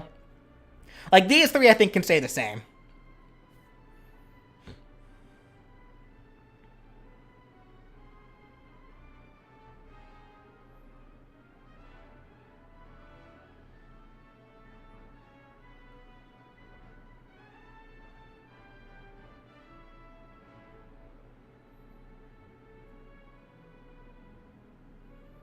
I think Cannonball's air attack should have him drop to the ground. Well, that's not... These are side attacks. Side. Side, as in they gotta go forward.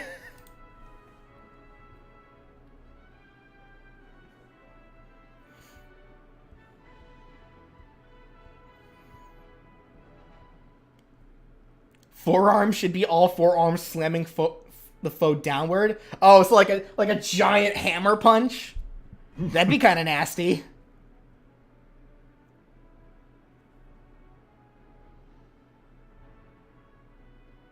So how would Human Ben's side attack fail then? It just wouldn't happen. Like, he just wouldn't have one. Just don't do it.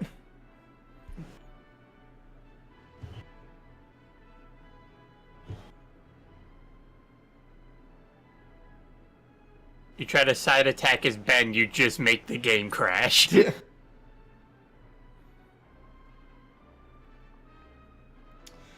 I'm not saying they couldn't do this, but I actually forget. Are there any attacks currently in Multiverses that have the capability of spiking that aren't a down air? Or a downward attack in general?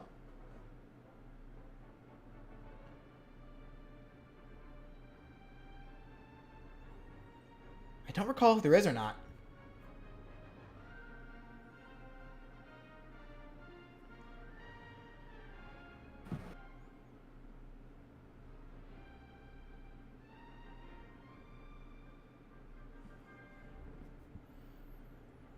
Wonder Woman's up air? That can spike? Oh, now I'm curious. Let me see.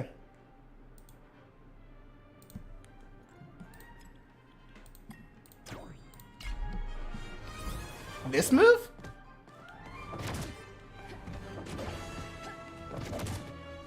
That spikes? Are you sure?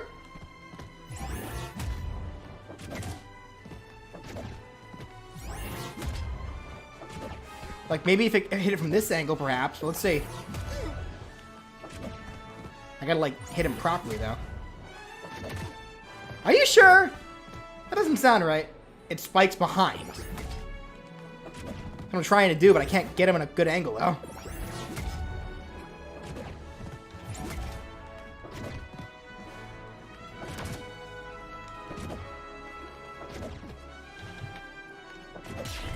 Oh, it does! It's like a very specific sweet spot, but it definitely does. You're right. That must be hard to land. That's like a very specific sweet spot. But you're right, that does in fact do that. Okay, so because of this, yeah, there's no reason to say that the other moves aside from down airs couldn't spike. He doesn't like hold still, so I can't like get him properly. Okay, well that confirms that. All right. All right, so based on what the chat's saying, do we want forearms'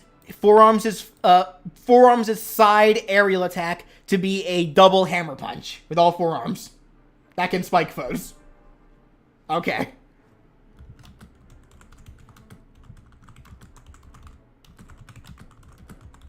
Okay.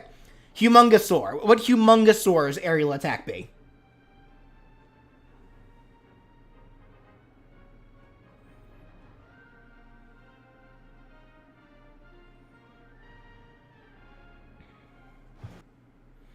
So what's something that Humongosaur would do in the air? A body slam? No. Well, unless it's a gut check. Remember, this has to be a forward attack. A forward one. A hammer punch at least is still a forward attack.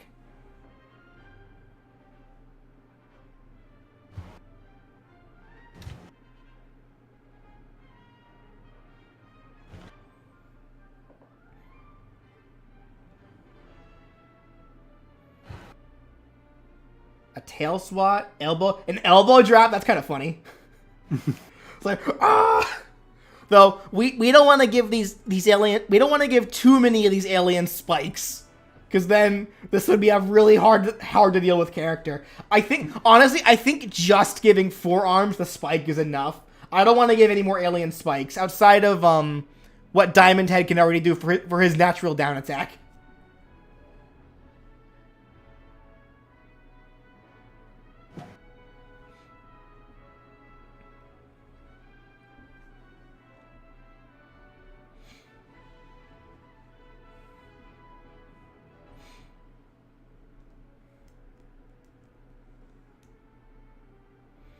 I'm seeing lots of people saying tail swipes. So then so literally just like the ending of his grounded jab. Okay, fair enough. All right, Wild Mutt. So what do we want to do for Wild Mutt's side air attack?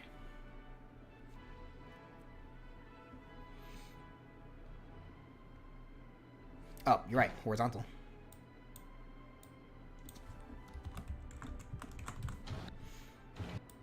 I'm gonna fix that one too. Nope, and I accidentally made the page bigger. There we go. Okay. A pounce. Pounce bite, same as ground. Horizontal claw swipe. I'm seeing lots of pounces. This could potentially be an aerial that gives him a little bit of forward momentum. It's like a lunge.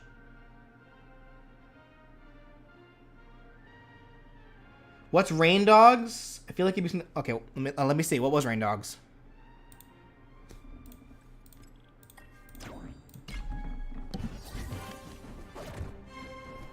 Rain Dog spins, which is actually what we have for the move that that turns Ben into Wild Mutt. It's literally this, actually.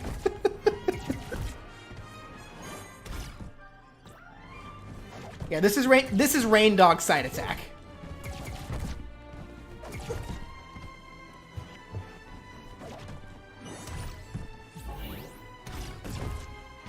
Okay.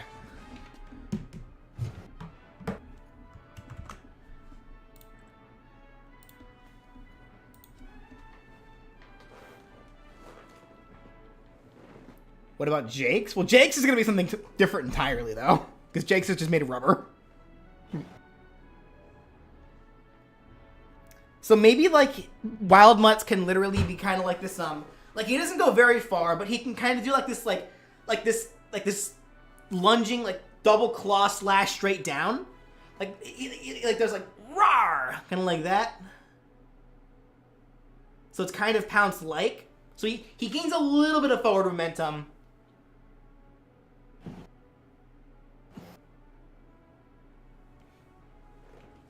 What's the best way to level up the battle pass? Playing every day and getting done with all the achievement stuff.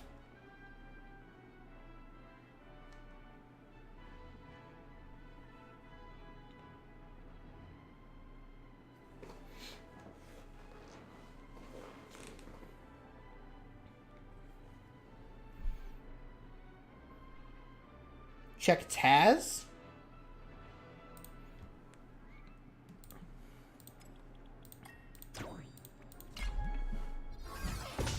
Taz is just a bite.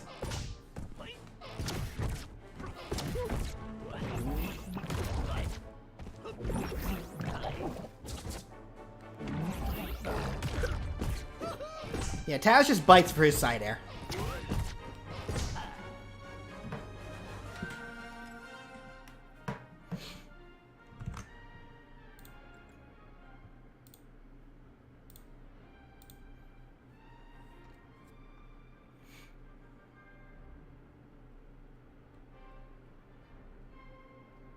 What's a gut check? Literally, you just do, like just, like you literally just check them with your gut.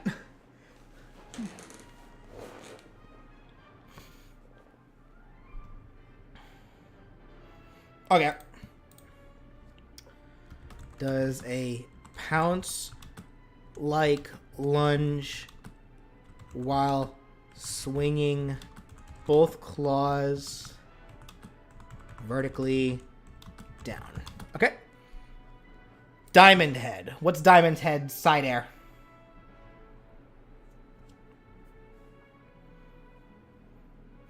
I think Diamond Head can probably be pretty simple. Like maybe just like a simple horizontal just diamond slash.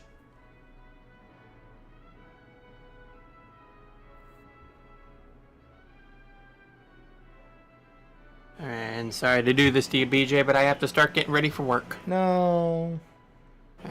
I shall see you later. Okay, later. A quick jab, double stab.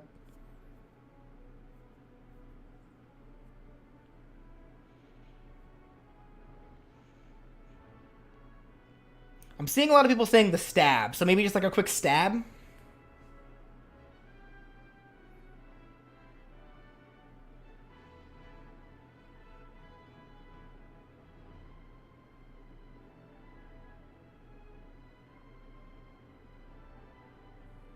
Well, we don't need him to shoot crystals because that's already the down air. Like he just shoots them down though. Like we don't need to make that a side air too.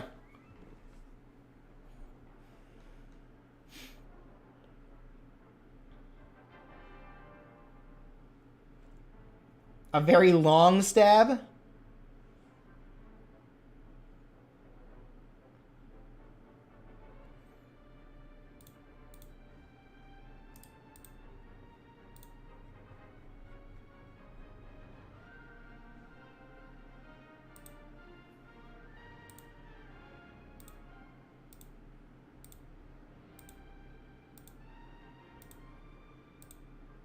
Oh wow, yeah, that does go pretty far, doesn't it?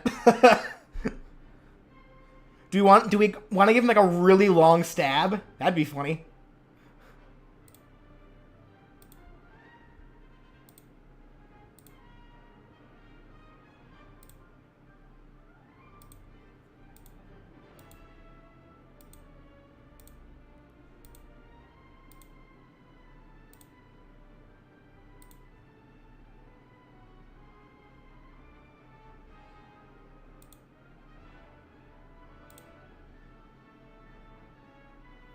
Okay.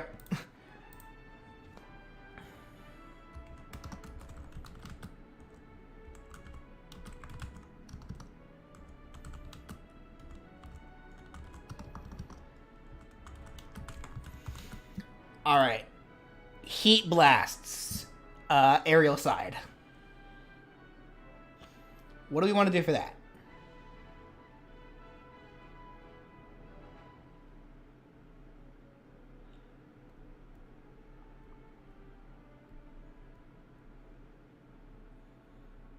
The flamethrower. Fire punch. Explosion emoji. No fire discs. Rides his fireboard. Nah. Flame burp? That'd be funny. I kind of like that idea, Steve. So it's again kind of the like what we did for the end of his grounded jab where he creates the flame burst. It can be the same, but it's a belch, like it comes from his mouth.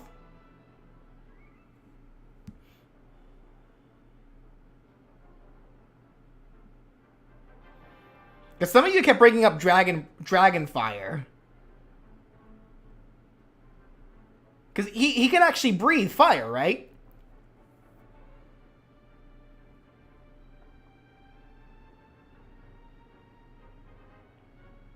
I kind of like the burps and explosion idea, actually, because correct me if I'm wrong, Ben kind of is, like, he still has, like, a teenage, like, or even, like, just, like, a kid mentality, right? Like, he's still pretty immature, right? So I feel like, because, like, correct me if I'm wrong, that immaturity sometimes does reflect into his fighting style, doesn't it?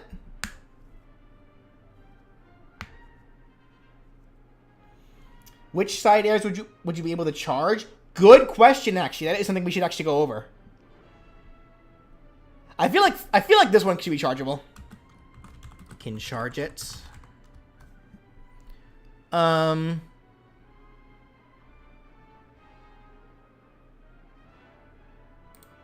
This one should be chargeable too. Can charge. The longer you charge it, the longer the diamond extends.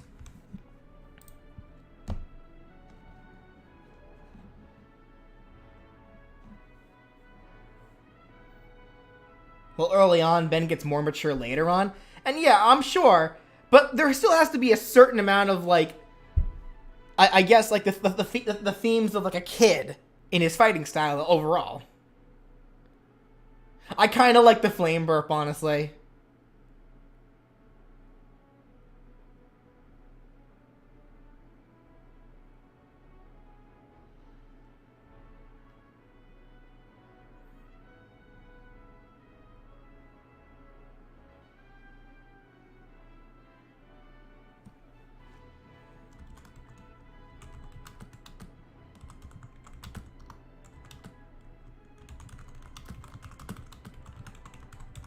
I kind of like that. All right, accelerates. Do we want this to be the bicycle kick? Like the Liu Kang bicycle kick?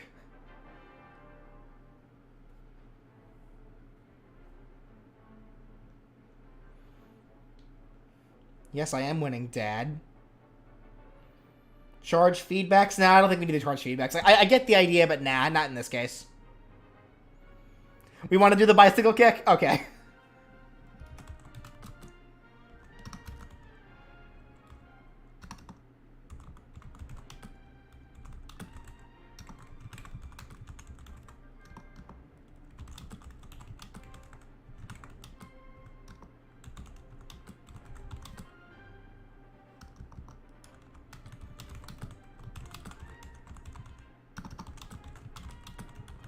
Okay. And then Big Chills. So what's Big Chills' deal? Make it sure. No, I don't think the bicycle kick needs to be chargeable. Not this one.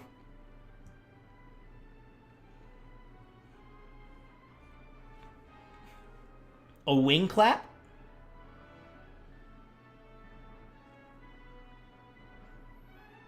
Big Chills should become intangible. That's already his aerial up special. But that's already what we have here.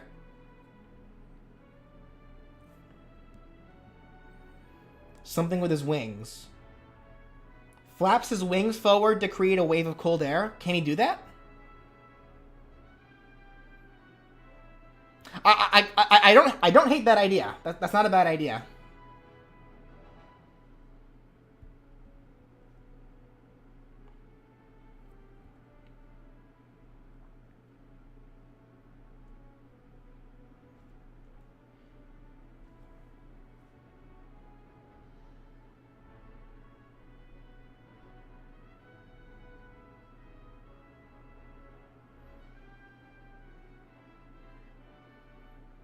Kind of like Corrin's forward air? What? Do you mean Corrin's back air? Because Corrin's back air has them use their wings, like to stab them straight back. Like Corrin's forward air is just a vertical sword slash down.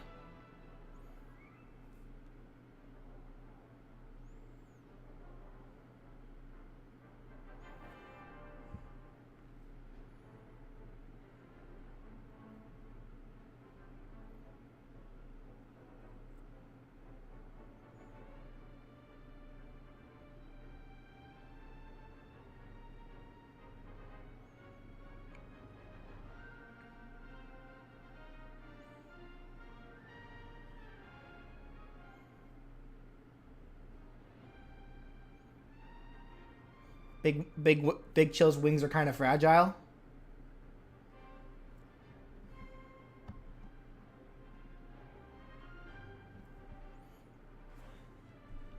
Look at them again.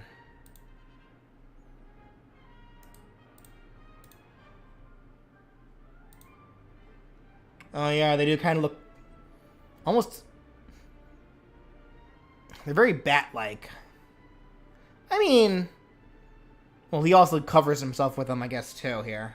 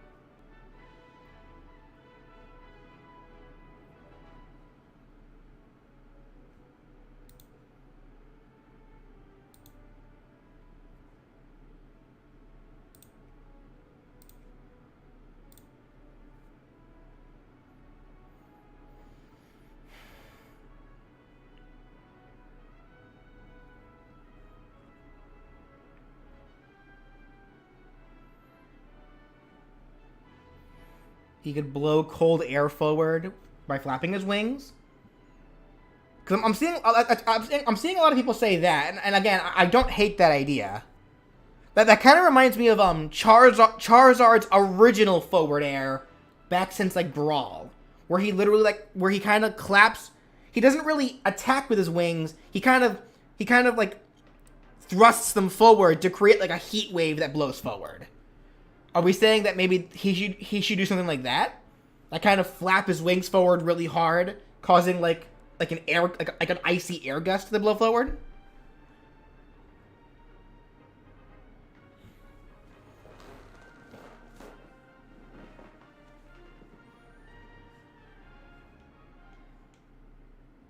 Because I'm not against that idea.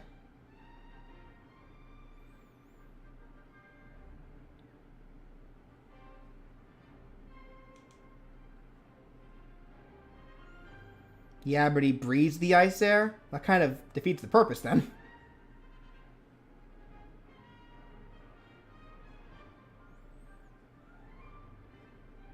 Okay, it seems like a lot of you kind of like that.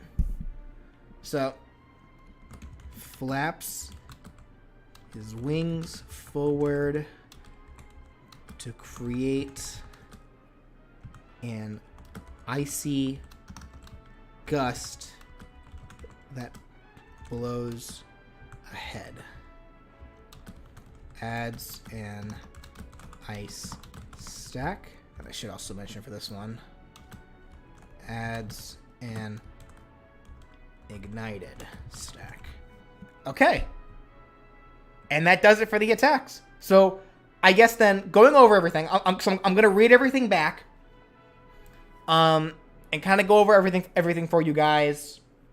To kind of see how you guys feel. So side attack is the alien attacks. The attack changes depending on the alien Ben takes form of.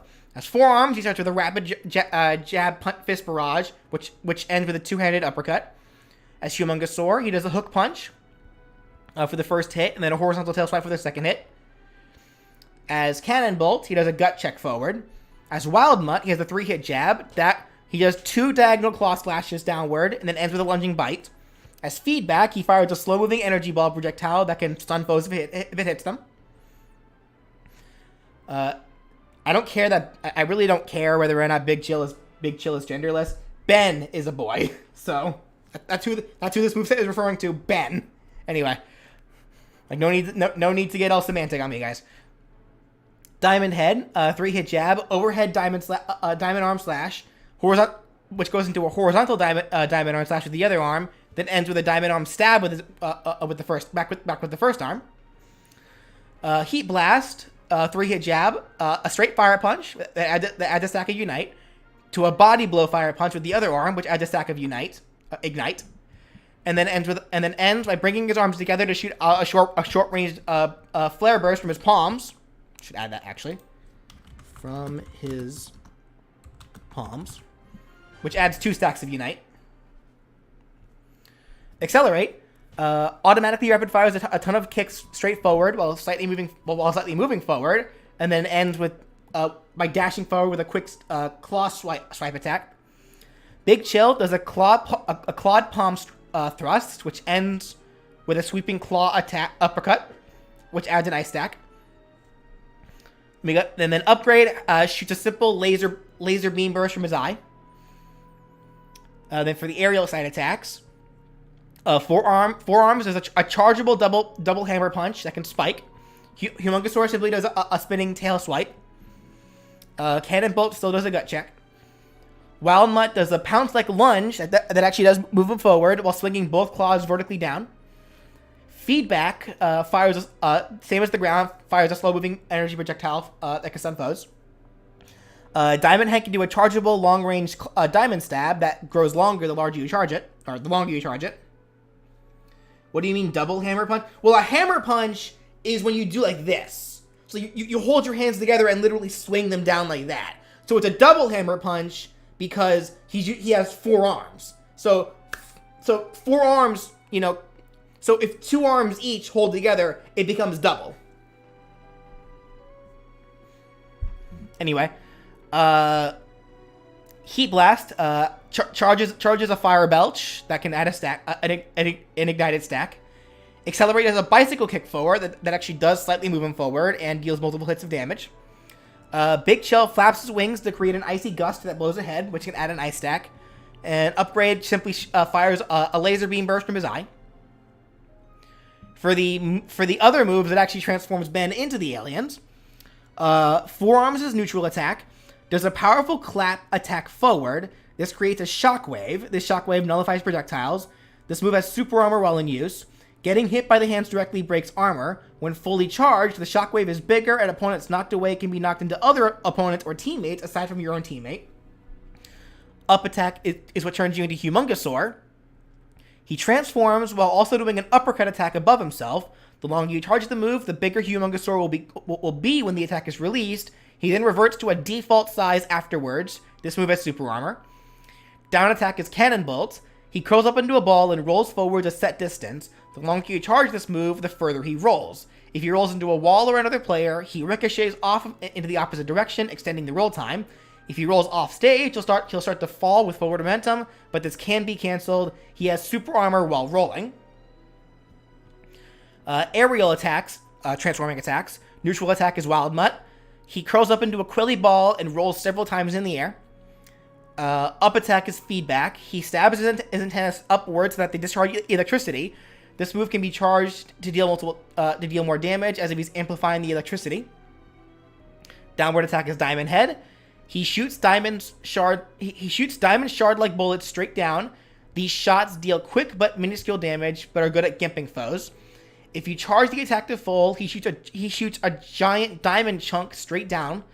This deals way more damage and can spike opponents. Upon collision with the stage, this chunk shatters into small chunks that fly in all directions and deal small damage.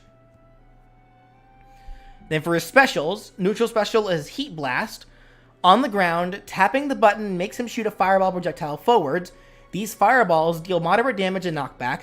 You can hold up to 5 at a time in the ammo reserve. This constantly recharges and can be used so long as you have one in reserve. Each fireball applies an ignited stack to opponents, and while in the air, he shoots the fireballs into a downward diagonal angle. Side special is Accelerate. On the ground, he dashes forwards at blinding speed. If this passes an opponent, he spins around them, creating a tornado that automatically shoots the foe into the air. The tornado command grab goes on cooldown afterwards, so if he dashes past an opponent while it's on cooldown, nothing will happen. But if he dashes past an ally, he applies haste into that ally. And this is the exact same in the air. Up special is Big Chill. On the ground, he fires a quick beam blast from his mouth diagonally upward into a forward direction. Foes getting hit by this will get an ice stack applied to them. If this beam hits a projectile, it freezes it. In the air, however, he turns intangible and flies upward a set distance. During the brief moment while intangible, he becomes immune to all attacks, acting as another dodge. If he passes over an opponent while intangible, a stack of ice will be applied to them. If he passes through a projectile, it freezes it. And then down special is Upgrade. On the ground, he expands his gelatinous body forward in an attempt to wrap himself around another player.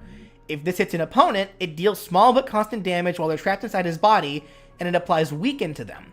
If this hits an ally, he wraps himself around that ally, becoming armor for them at the cost of losing control of Ben until you choose to get off of them. While he rides that ally, they gain a huge buff to power, speed, and defense, and it reduces their cooldown by half.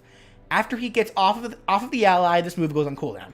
And in the air, it has the same effects, but as opposed to just simply trying to expand over them, he glides forwards upon activation, and his body can be airdropped onto a player.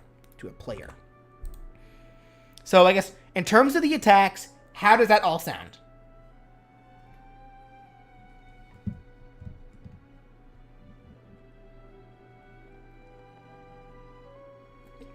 Ooh, I gotta drink some water. I'm talking a lot.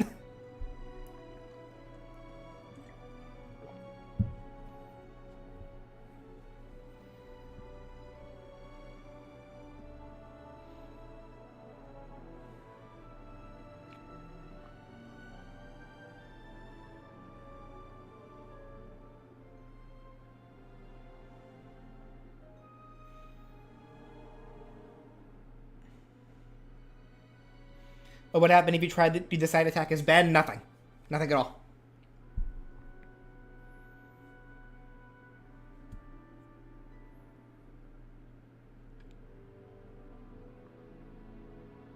Okay, so in that case, so now we kind of need to go over the rest of the stuff here. So, we kind of already decided on the costume. So, for the jumps, let me confirm something real quick. So let me jump back into Multiverses. I need to see how many jumps every character has real quick, just so I have an idea.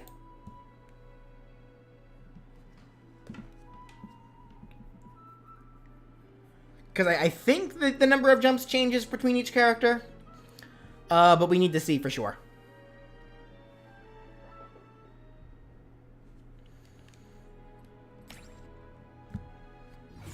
So Garnet.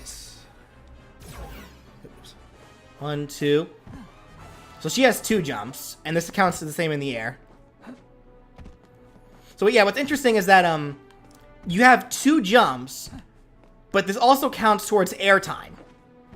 So every character technically has 2 double jumps, but only if you didn't already jump off the stage in the first place. And then in terms of air dashes as well, 2. And so I think this changes between some characters as well. So let's find out for sure. So Shaggy, two double jumps.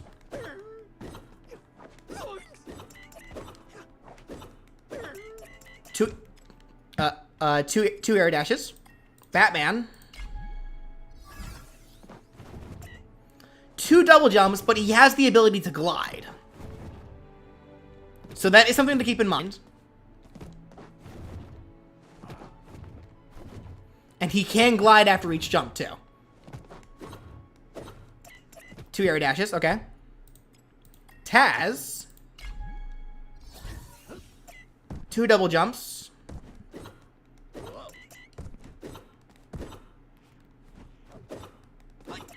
Two air dashes. Jake, oops.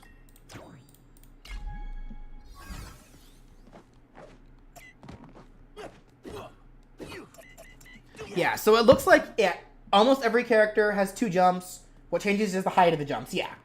You're also allowed 2 aerial specials as well, yeah. Well, in Jake's case, it looks like it's a little different, because his goes on cooldown. Which are Garnet's. Yeah. So is that the consensus? Most characters have 2 jumps, 2 air dashes, and then also 2 uses of their aerial specials? Is that the general consensus here?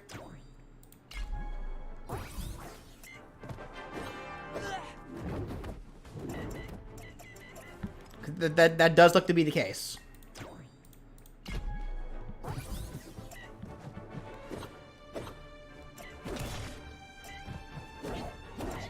Yeah. Who would that be different for? Probably Superman. Let's see. Because Superman can actually fly. No. He has 2. So even for characters that naturally fly, all the flying gimmick does give them is, yeah, more height and distance.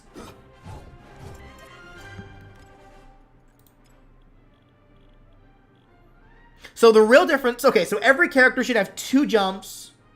Yeah, well, actually, yeah, Iron Giant's kind of is a weird case because his double jump is rockets.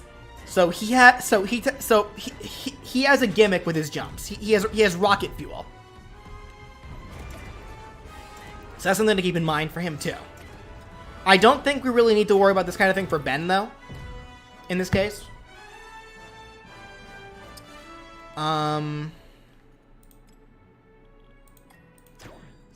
Something to overall keep in mind, though, is that... So, really, it's less how many jumps they have. It's more so how high can they jump and can they glide or not. That's, I think, the real question here. Okay. So, with that in mind...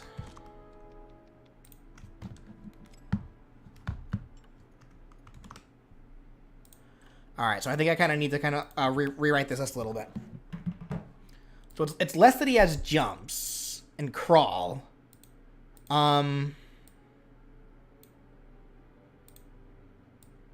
Really what this should say is extra movement. And then do that.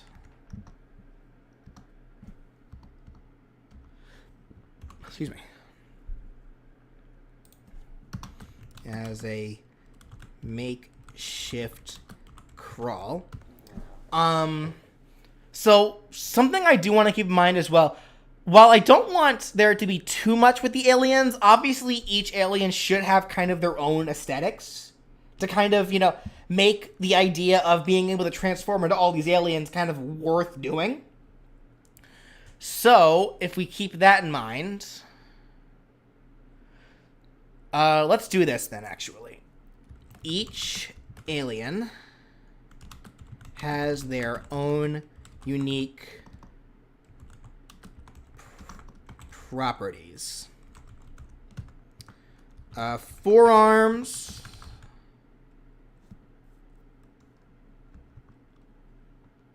What would separate forearms from the rest? Probably not much, right? Because obviously his attacks like hit harder, but I think in terms of everything else, there's probably not too much else like discerning him. So I'm gonna put NA for this for now. Humungosaur. Let me just do this actually to make my life a little easier.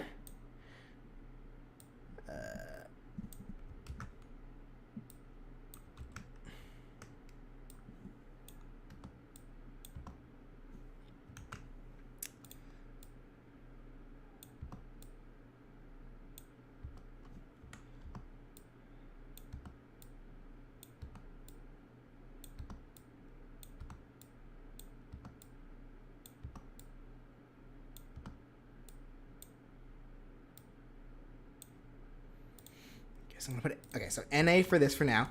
Humungosaur, the largest body,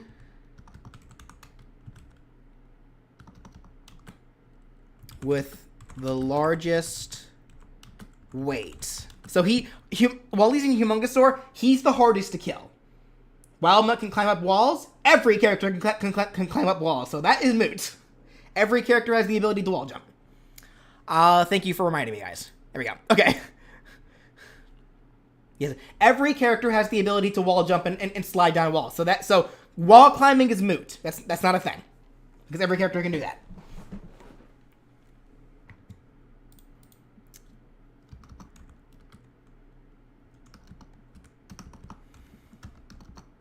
Yeah, so sluggish. Regardless of how fast he actually is in the show or whatnot, I think for this moveset he needs to be sluggish. If you're gonna have a character the ability to transform into a hard to KO heavy character, that character needs to be sluggish. Cannonbolt.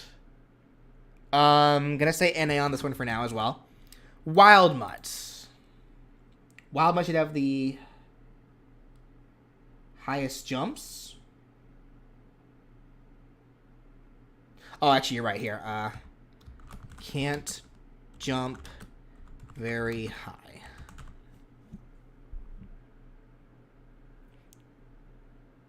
Oops.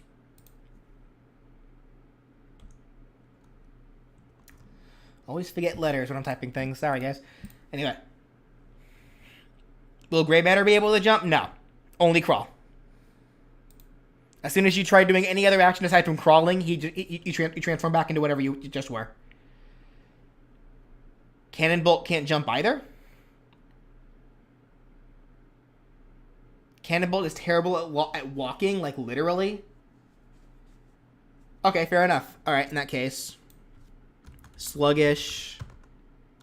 Can't jump very high. Okay. Wildmutt. Now this guy has to be acrobatic, right? Large jumps.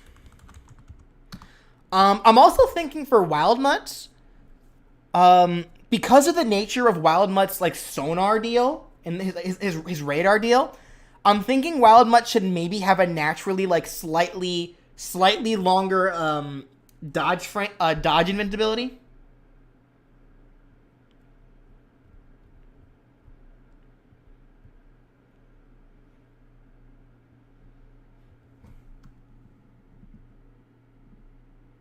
Thermal. Okay, regardless.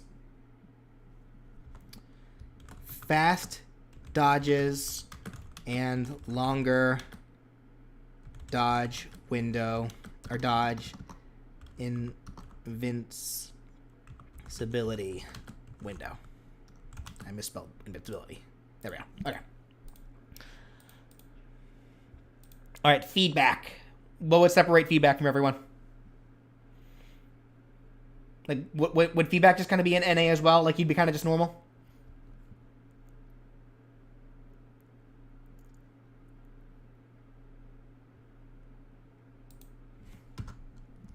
Good movement speed.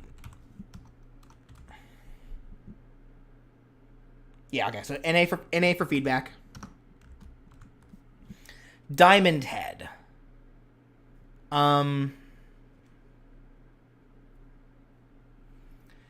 Diamond Head probably is kind of a...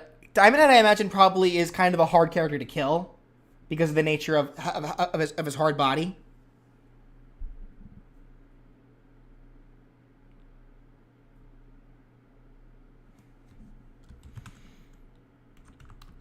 Large amounts of weight.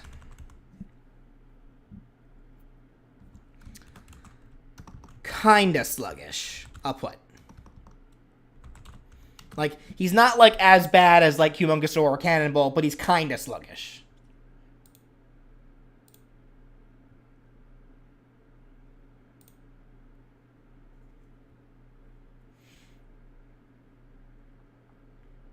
Okay.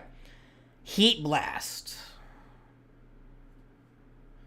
So what should be Heat Blast's deal?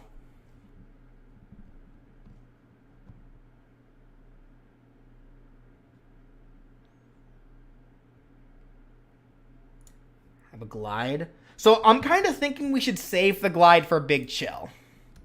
Can glide after each jump. I'm thinking we should just save that for Big Chill.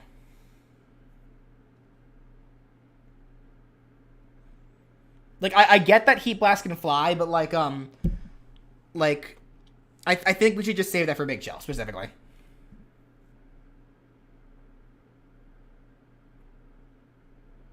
Also, here. Immune to ignited, and as such, immune to ice. So they're immune to these statuses while in this form.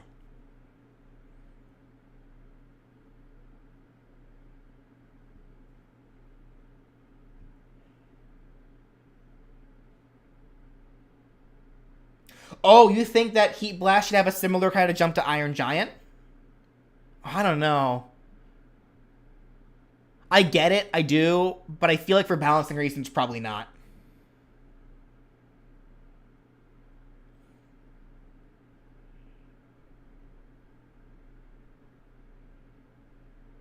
Here, actually, we can do this for feedback.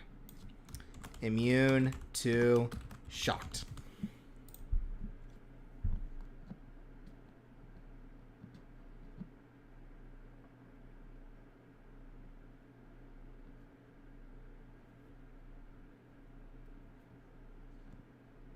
Oh, that's not a bad idea, Matthew, actually. I like that. Has diagonal dodges. And I think we should also give that to Big Chill as well, just because of his flying capability. Actually, can't feedback fly too? Because if feedback can fly too, we can give that to feedback as well.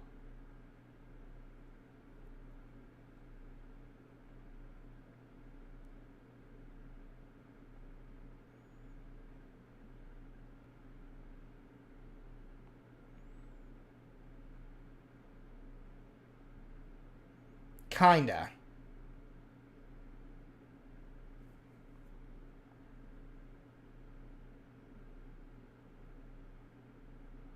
Okay. Okay, so no to feedback there. Okay. Alright. Accelerates. Fastest. Movement speed, obviously. Lightest character. easy to KO.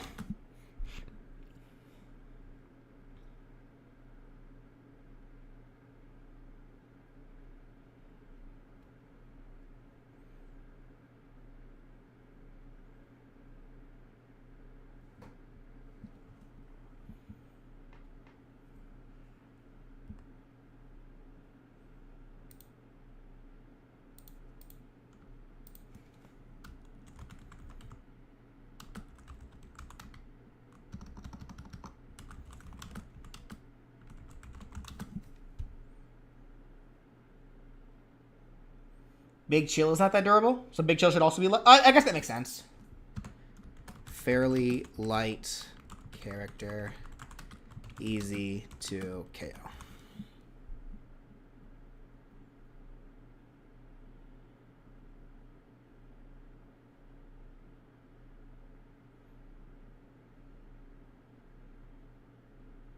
Did I skip a page, or in this case, an episode? We started this entire moveset last stream. We're finishing it tonight. Forum should wall. Every character can wall climb or wall jump. Every character has that ability, so that's not a factor. Every character can do that naturally. Like, here, I will show you guys, since you're applying Smash rules here right now. Look. See what Bugs is doing here? Every single character can do this, naturally.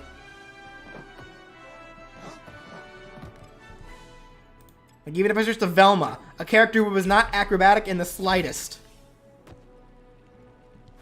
Every character can do this, so this is not a factor to bring up. This is a default thing.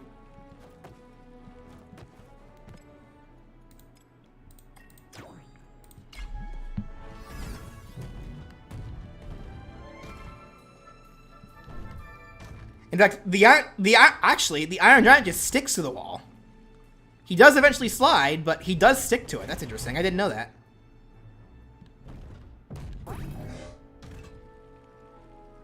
Okay, so it looks like some characters actually have the ability to stick to a wall, like to actually stick to a wall, while others automatically slide down it. It's like Shaggy slides down it.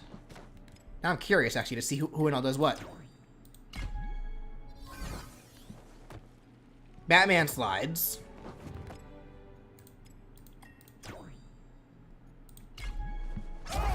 Oops. Taz slides. Well, Garnet I know slides, because I play as her. Jake slides. Is that only the Iron Giant? Well, now I'm curious, actually. Oh, hold on, guys. I want to figure this out. Hold on. I know we're getting off track here, but now I'm curious. Finn slides.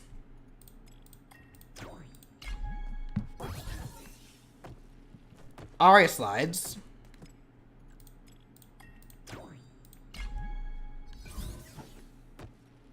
Harley slides with style.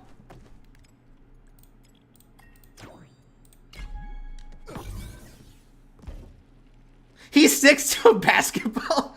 That's funny. So okay, so LeBron also does have the a temporary wall stick, but he hangs off of the basketball hoop. That's funny. I like that. Okay, Wonder Woman. She slides.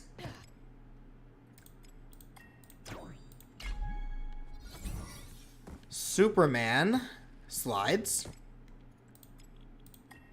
I already did Iron Giant. Steven probably also slides. Yep. Rain Dog slides. We already have Bugs. Tom and Jerry slide. Okay. People can walk in iron. Oh yeah, I remember that because that was actually a part of his passive, wasn't it? Like if we look at his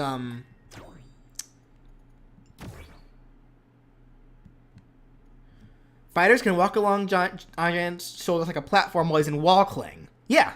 Okay. Will transition to wall slide after a fighter has stood on his shoulders long enough. Enemies will bounce off of him like a wall if they collide with him while in knockback. Okay, so it looks like, yeah. So then, hold on. If we go to the,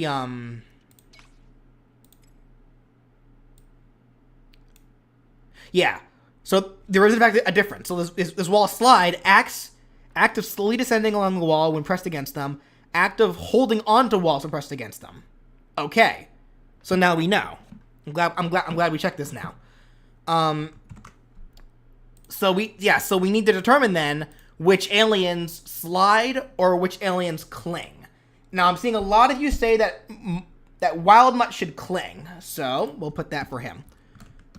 Can wall cling?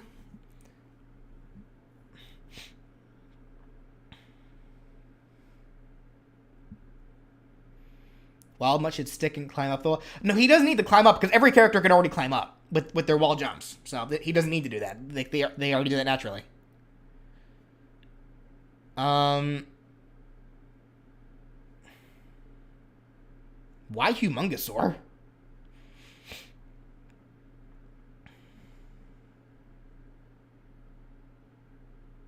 Should Big Chill Wall cling? I mean, he is like a giant bug, isn't he?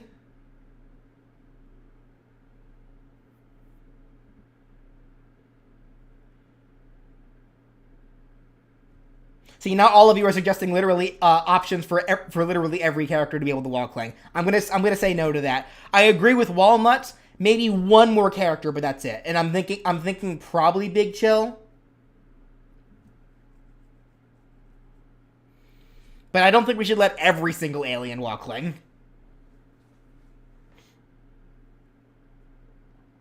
Forearm should wall cling. He's done it numerous times. Has Forearms like actually climbed up walls before? I'm seeing a lot of people say Forearms. We can make it Forearms since he is the so can wall cling. I'm also gonna add this to Forearms as well. Attacks have highest damage output. Okay.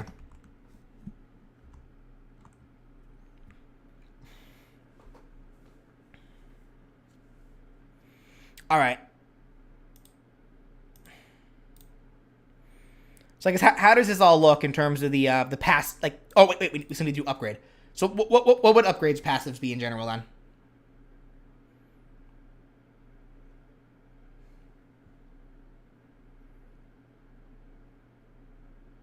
You know what? Actually, I think for upgrade, let's give upgrade the same.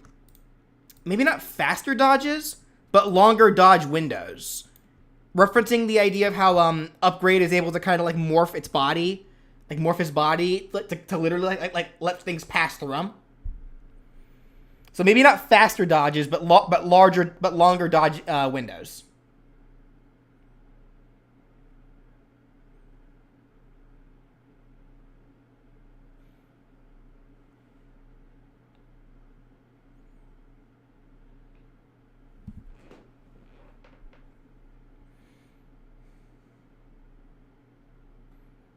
A glide?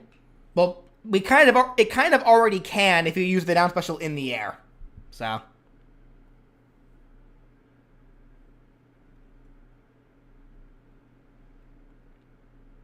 Have him remove status effect stacks? Nah.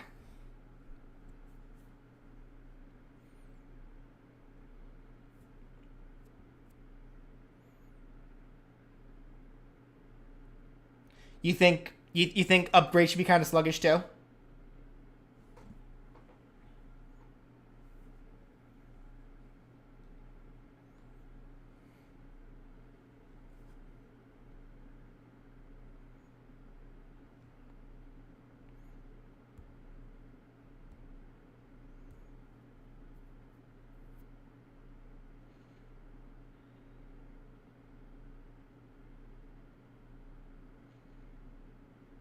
Okay. Well, I guess overall then, like, does this look good in terms of the alien attributes? I'll go ahead and put this for somewhat sluggish. Okay. All right. I think in that case I don't think it needs passives then, because I think being able to transform into into effectively 10 different characters with their own attributes, kind of already is in and of itself pretty strong. All right, and then we already decided on these costumes. So taunts, winning, and losing animations. So this is our last thing. So I think. So I'm fairly certain they're more than likely going to be give us probably creating a ton of different taunt animations that you can either win or buy for each character, more than likely. I don't know how they're going to handle winning and losing animations, if those are going to be able to change or not, but we're going to stick to one each for now. So I guess how I think we should do this. I guess starting with the first taunt. I think this first taunt should be like the way to allow you to transform back into Ben in some way.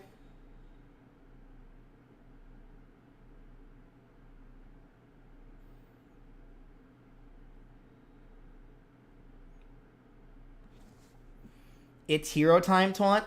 Well, I feel like that'd be how he enters the stage, though. That's probably what he yelled. That's probably one of the things he can yell when he enters the stage. Here's actually kind of the interesting thing, guys, because you need to remember, I don't even want to touch quotes, because in case you forgot, why is this so quiet? By the way, can you guys hear this?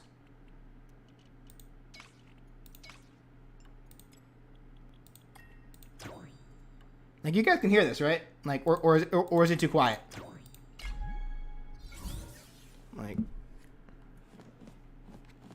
Yeah, it sounds like you can hear it. Okay.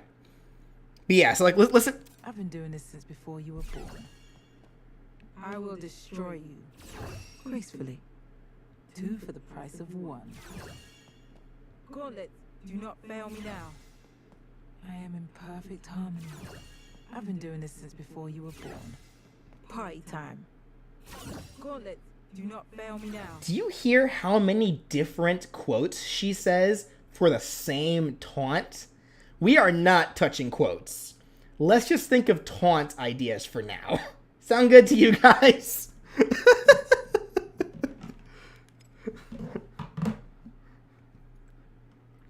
And that's not even getting into the character unique quotes that they can say to one another. Let's not get into that.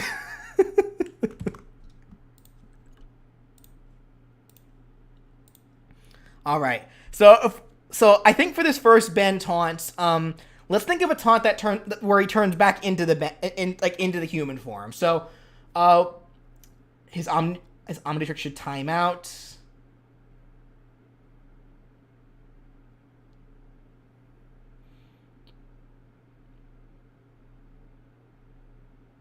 Omnitrix times out. So you think you think the first taunt should be the Omnitrix kind of malfunctioning or something, and that turns him back into Ben automatically, as a taunt. And then maybe because the funny thing about these taunts is that they actually keep going. They don't just do a quick little animation and then return to their idle pose. They do their taunt and then kind of stick to that specific taunt pose until you move. So maybe, yeah, so I guess if we do a taunt where Ben's Omnitrix kind of turns him back to normal by itself for whatever reason, maybe the taunt can be it turns him back to normal, and then he's sitting there trying to fidget with the thing for who knows how long until you move again.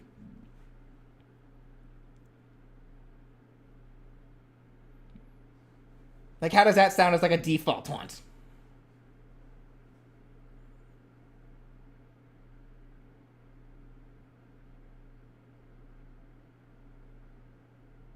Okay.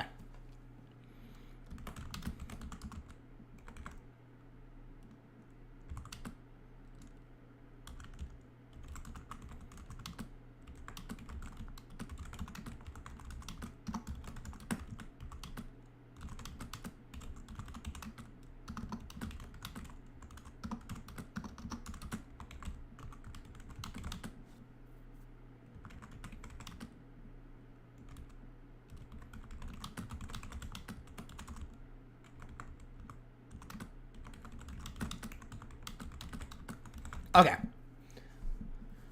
So I guess for a second taunt.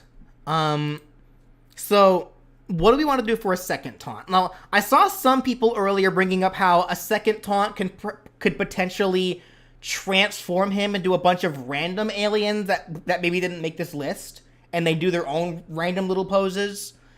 But then as soon as you move out of it, he transforms back into whatever prior alien you were, or back into the human.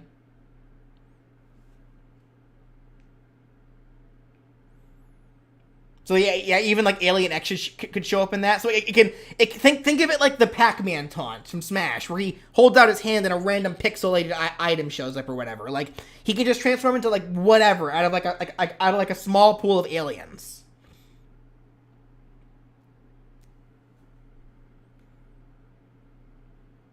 And like each alien like does like its own like pose.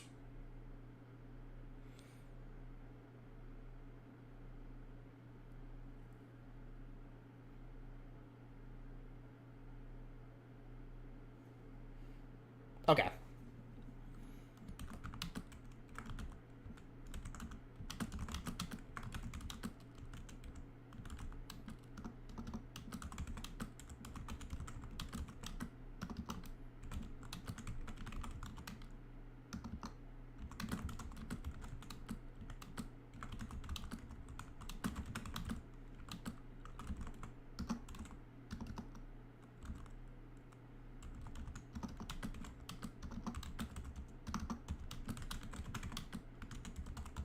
Okay. And then for a third taunt.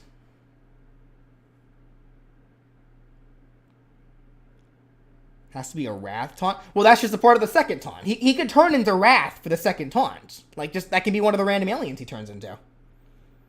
Like, everyone's suggesting that have him turn into this specific alien for a taunt. That could be a part of the second taunt. Be more clever, guys. Something else. You should just drink a smoothie? Eat chili fries?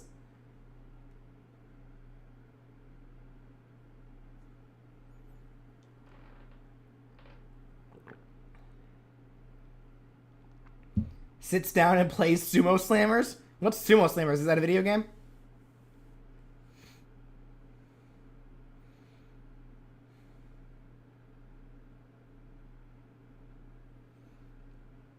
He can fly in place with his hoverboard?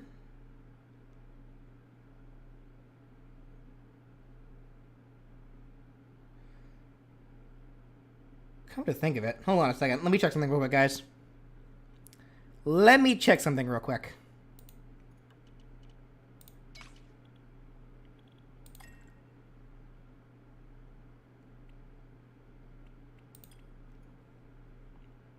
Oh. That's interesting to note, actually.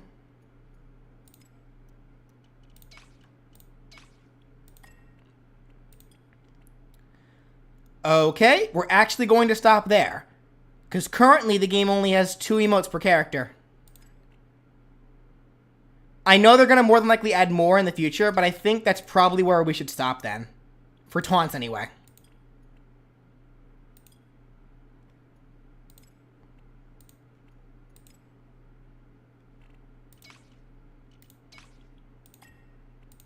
Yeah.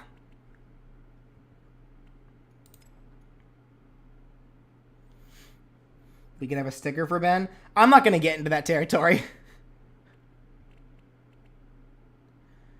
What I wouldn't mind doing, though, is thinking of perks for him. But even then, I'm wondering if that's kind of stepping into boundaries that we don't need to step into right now.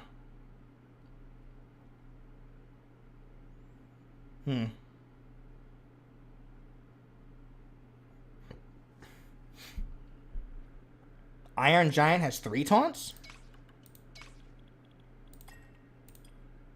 No, he only has 2. What are you talking about? I only see 2 here.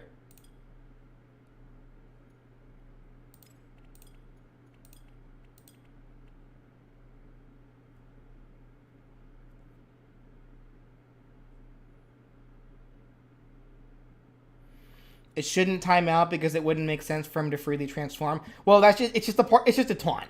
so it doesn't really matter. Like, it's kind of just hand wave it. It's whatever. I saw that on the wiki. Showed him with 3 taunts. Well, this is only showing him with 2, so I don't know what to tell you there. Like, he has 3 costumes currently, but not 3 taunts. And even then, like, this second costume is kind of just the first costume, just without the S on it. So it's kind of a downgrade costume, honestly. So it just depends.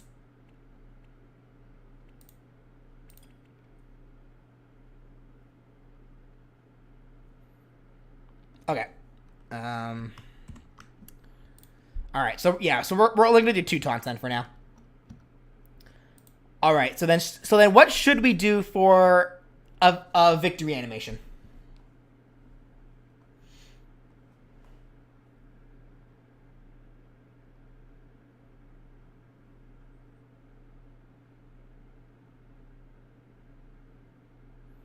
He actually does have 3. For some reason, when I had a sticker equipped to the Iron Giant, he instead of using the sticker does a Nana Nana Boo Boo kind of pose. Well, I don't know what to tell you there. I can check. Let me see.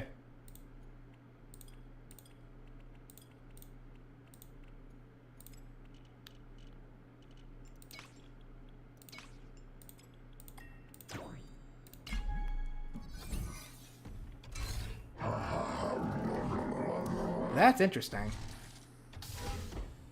Oh, you know what? I think I probably know why he does that. Because he's too tall for the sticker. Like, the sticker can't, like... Okay, so you were right. He does have 3 taunts technically, but I think they probably did that specifically for the Iron Giant because he's too tall for the sticker.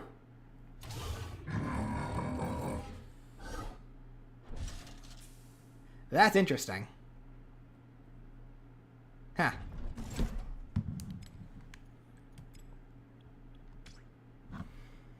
Oh, all right.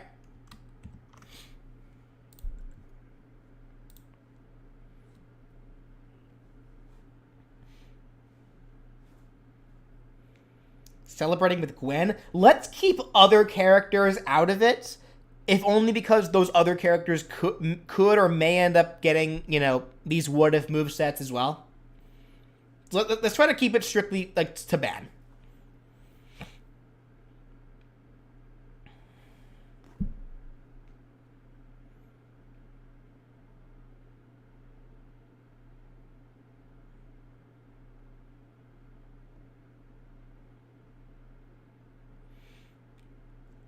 For winning, can you put justice has been served and he puts his arm to the sky to show off the Omnitrix? I'm actually seeing a couple people bring that up. So is that like a pose he does where like he kind of like raises his hand to the sky with the Omnitrix being shown off? Because that sounds like a pretty good idea for like a winning pose.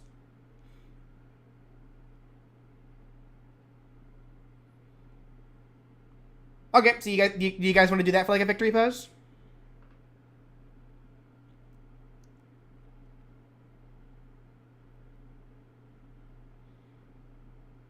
Okay.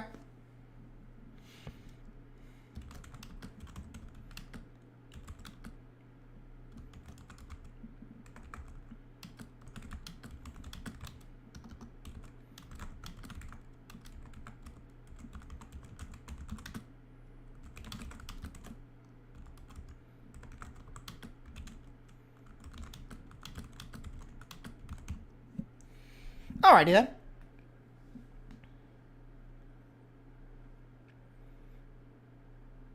Should that be all it does, though? Should he not do something before that? Or... Oh, oops. Sorry, guys. There you go. Should that be all it does, though? Like, should he not do something before that? Or, like, should it just be that? Like, literally, just, like, you know, he just does, like, yeah! And that's it? It just ends it with that?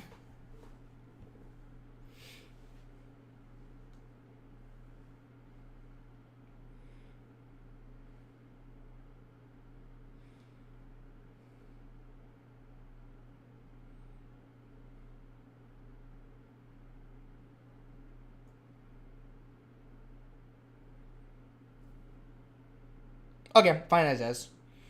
All right, so then finally, what's the losing animation? Oops.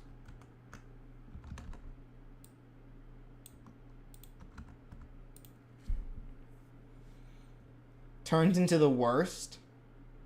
What is the... Oh, God. The worst.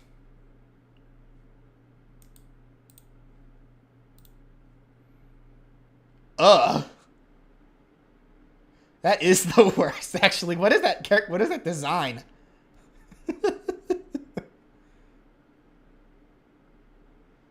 All right.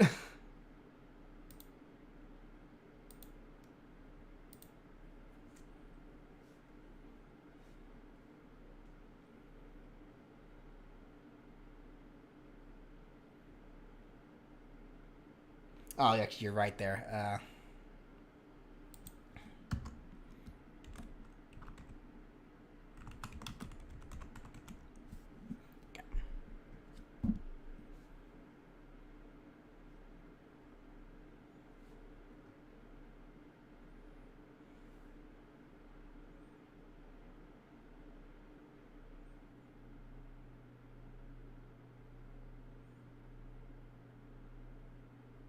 Yeah, K-Tin. He tries transforming again, but it just ends up turning into the worst. Should that be what it is? Is that what we're gonna do here? Like it starts off as the human, he's trying to transform, but then he turns into the worst and kind of just sits down defeated. Okay, we'll do that.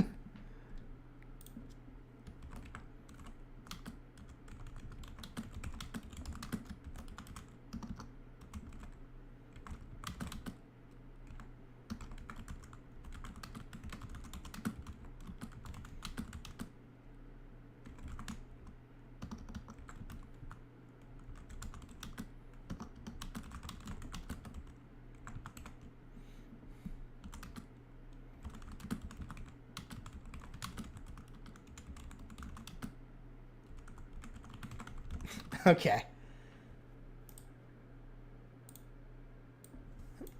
There we go. So I guess how does that all look, guys? Like, does this all look good to you?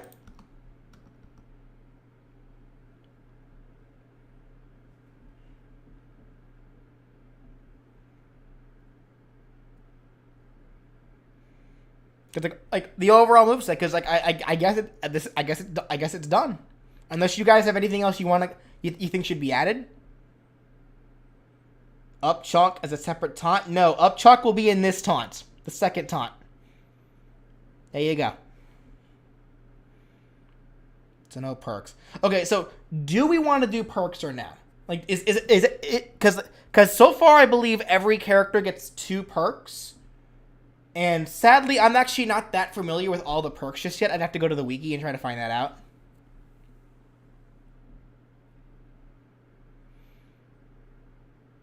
More costumes.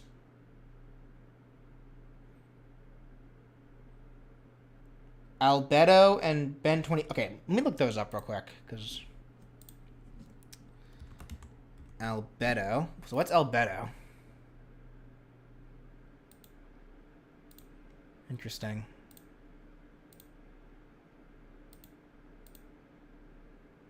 Okay, yeah, that can work, I guess.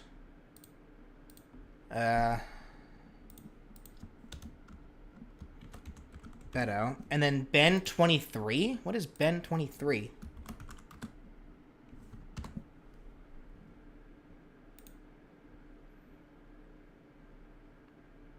I hate it. I'm letting you guys know now I hate it, but okay. Sure, whatever. Fine. Whatever. I hate it, but sure.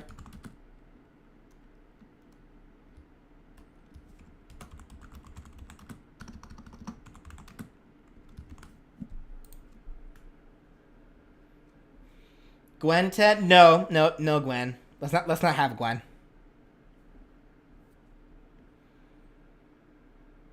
The reboot, Ben? Doesn't everyone hate the reboot, though? Not everyone hated the reboot.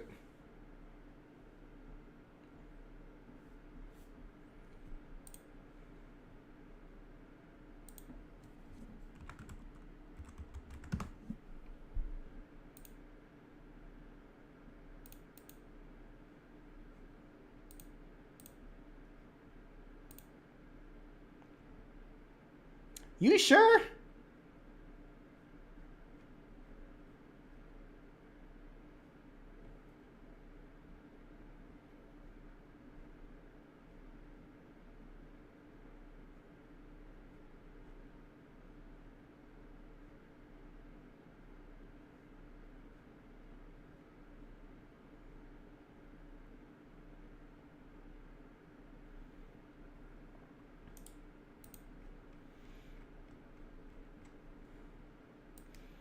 Alien Force pen. Let me see.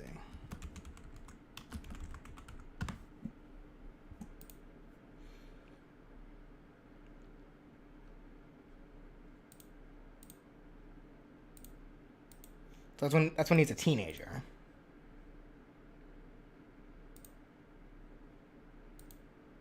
So this version of Ben.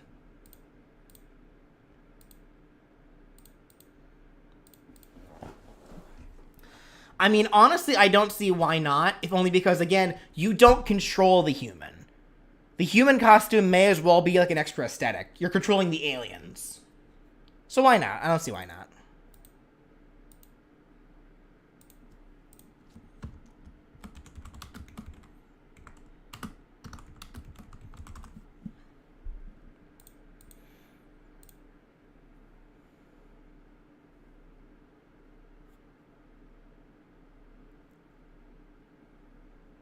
Enough with the costumes. Can we please just get rid of the worst for a more iconic alien like the gray matter? You mean the thing we have right here?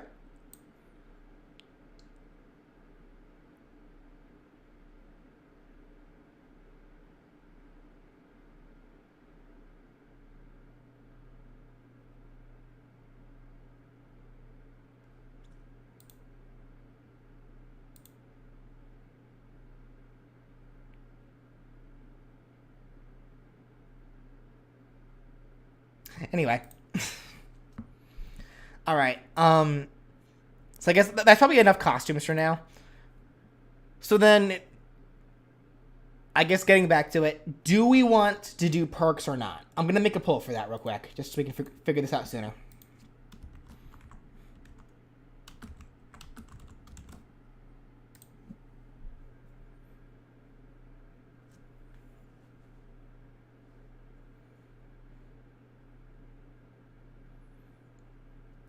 If nothing more, it can be Kid Ben and the outfits of the later Bens. Will some Ben 10 fans think it's a stupid idea? Probably, but do I care? Not really.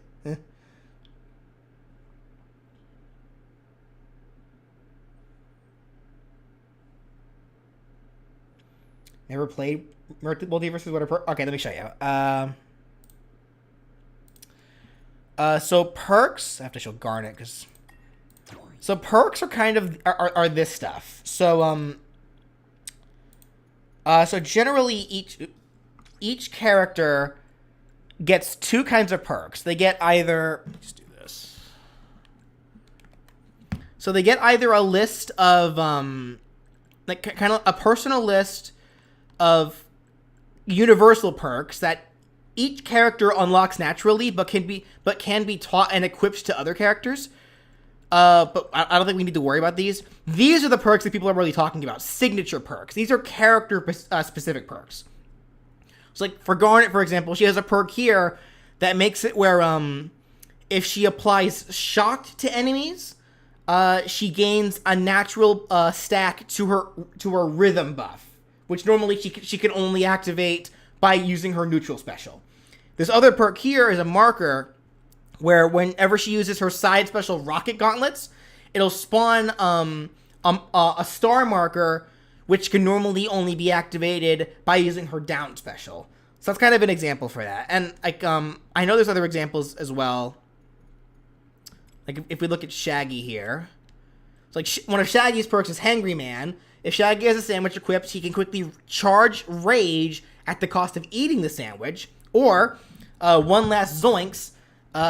Shaggy gains Rage automatically after passing 100% damage. So these are things that normally the characters don't have, but can be added to them if you so choose. Another example, if we look at Batman, let's see. So precision grappling, Batman's grappling hook emits a powerful blast when Batman arrives at a destination. However, he deals less damage and knockback while the grapple reels him in. Bouncerang. Hitting an enemy with the Batarang while it is returning to Batman will apply maximum stacks of weakened. Okay.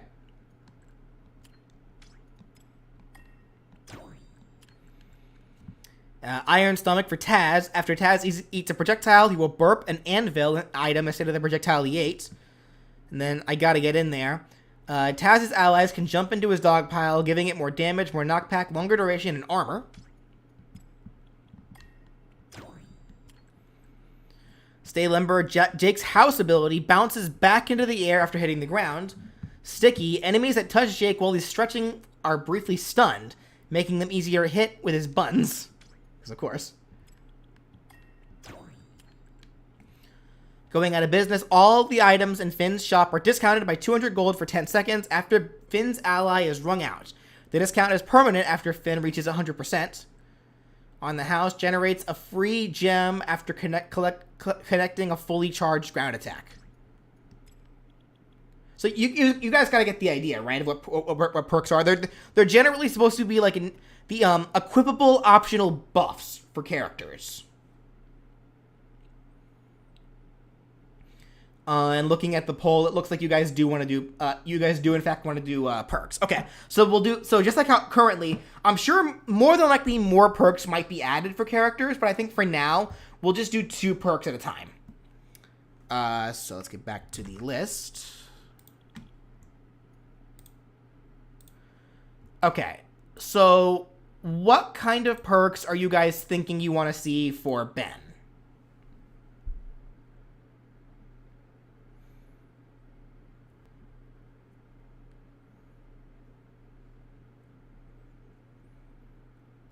Could you give a perk to feedback that makes him... Well, okay. Here's my thing. I'm not sure if we should be giving perks to specific aliens. We probably could.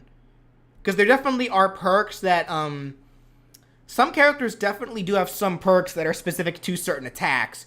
But I think some perks are also a little more universal for the most part. I mean, not like Batman's, for example, does have attack-specific perks. Like, one that specifically affects his Batarang, another one that specifically affects his grappling hook. But then you have some other perks, like for Shaggy, where, because Rage for him is something that you build up with his neutral special. And then he just gets that automatically. So I guess it depends. Perk idea, failsafe. If the user is hit by a move that may KO, they are automatically transformed into one of the heavier aliens to help surviving. This is based on the failsafe. I actually like that idea. That's not a bad idea, actually. I like that. I do like that, actually. Here, let me go ahead and add a perk list here. Hold on.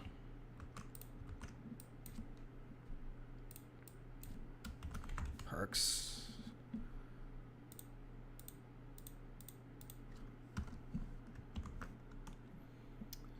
And you called it failsafe.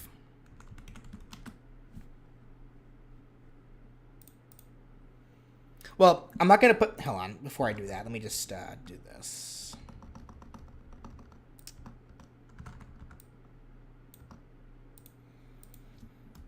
Perk ideas for now. Turns Ben into a heavier alien automatically if hit by an attack that would KO him. Okay. Perk 1, self-destruct. After timer runs out, causes an explosion around him at the cost of longer cooldown? I don't get it.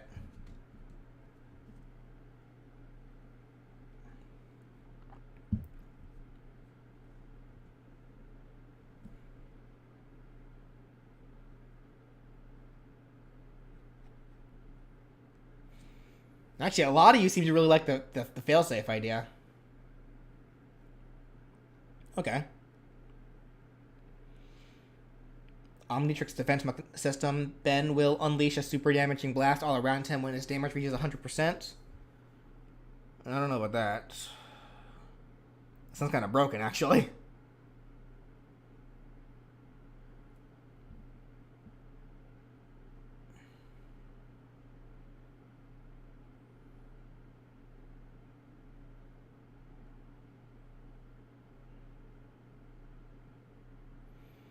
Perk idea Master Control. It replaces Ben's human form, instead only showing the last alien he used. This is based off how Ben can unlock Master Control on the show. I don't know about that. Thank you, Mud94. Ultra Mix. Or Ultra Matrix. Attacks that have an effect do the opposite type of effect, like how Ultimate Big Chill is fire, or Ultimate Swamp Fire is water. That might get confusing for a lot of people.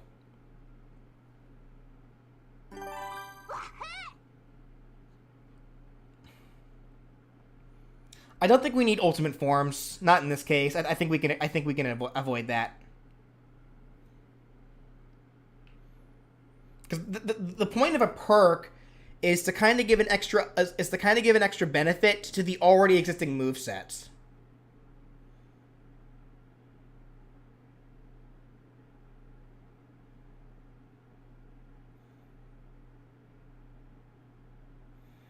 Omnitrix self-destruct. When Ben gets KO'd, the opponent will have the Omnitrix stuck to them. Then, if they can't hit somebody within 4 seconds, it self-destructs, dealing big damage. That sounds a little too broken. I don't think so.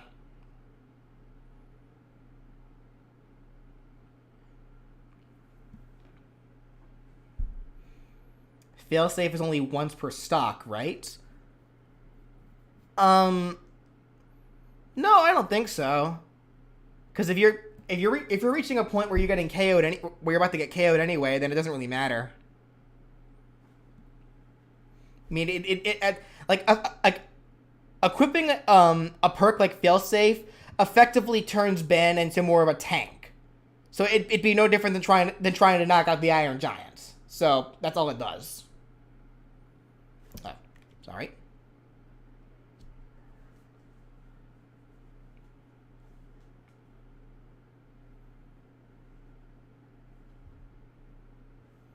Harley, LeBron, and Iron Giant all have 3 perks? Let me check. And even if that's true, I think I'm going to just stick to 2 for now, because we don't want to Yeah, they do. Because we don't want to stick to this stuff for too long. Yeah.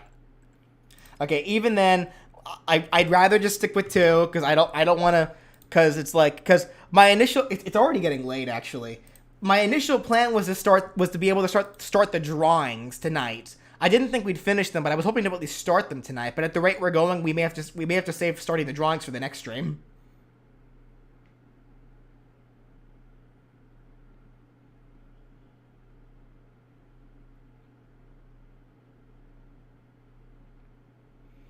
Yeah, with how late it's starting to get, I'm thinking probably once we figure out, because it looks like everyone really likes the failsafe perk, so we're gonna go ahead and go with that. So I think once we figure out what we want to do for the second perk, that's what we're gonna call it a stream. Oh, thank you, White Oak. Hero time. Ben starts the fight as one of the 3 aliens: Diamond Head, Accelerator, Heat Blast.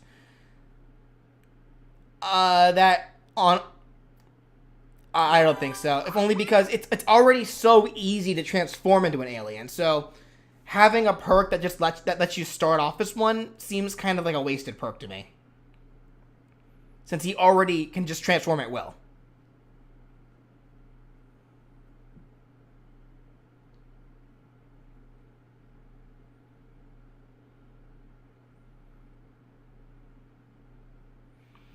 Omnitrix escape.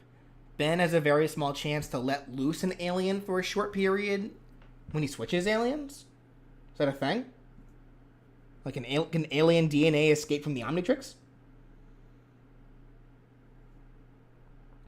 Every time you switch to an alien, you get 1 gray health. You can stack up to 10 gray health. That's not a terrible idea, but I feel like that get really obnoxious just because of how freely you can transform between aliens. Like, I don't know.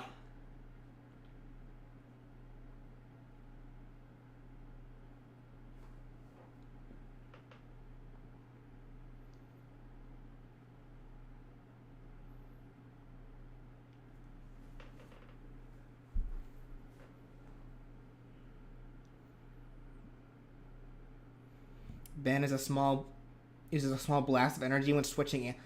Well, no, like, because nothing's stopping him from transforming. All you have to do to transform is attack. So nothing's stopping that. Like, it's really, really easy to transform.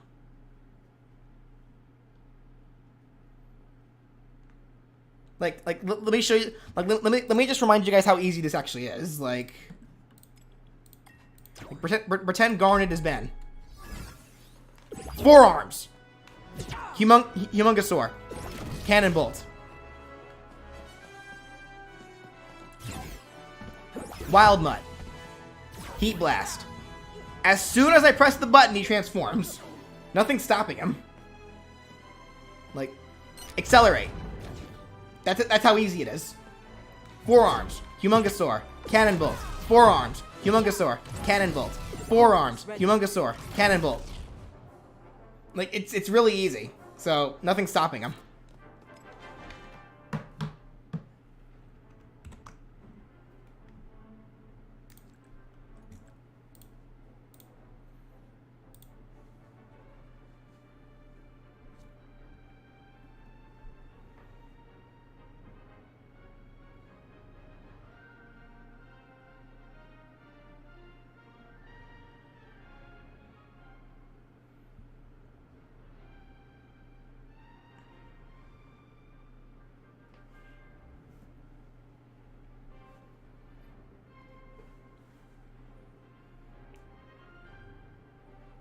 Alien Practice? What was Alien Practice?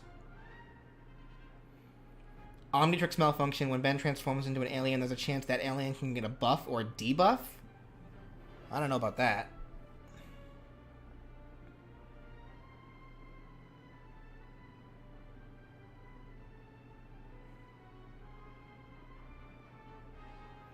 Master Control. Upon using an alien multiple times, get 2% damage increase. This stacks for each subsequent use of said alien. Oh, so you're saying, like... Okay, so you're saying, like... Okay, I might be misunderstanding you. But you're saying, like, the alien gets stronger the longer you remain as that alien, and then that resets if you change to a new alien? Is that what you're saying, Lord Fen? Because that's not a bad idea.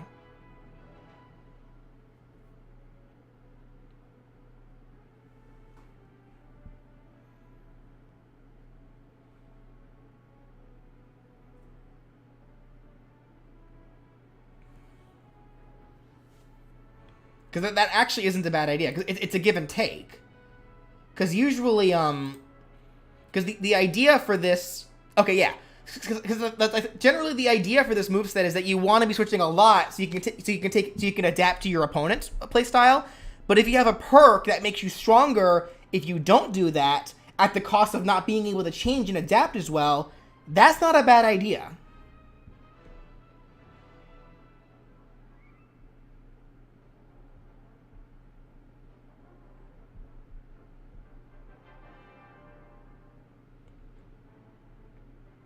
That seems like it would just encourage spamming and lead to damage decay. Unless a part of the perk made it so that it takes longer for damage decay to happen. Like, yeah, it would cause spamming, because then you'd be forced to only be able to use 3 attacks at a time. But you're still gaining you are still gaining a damage output.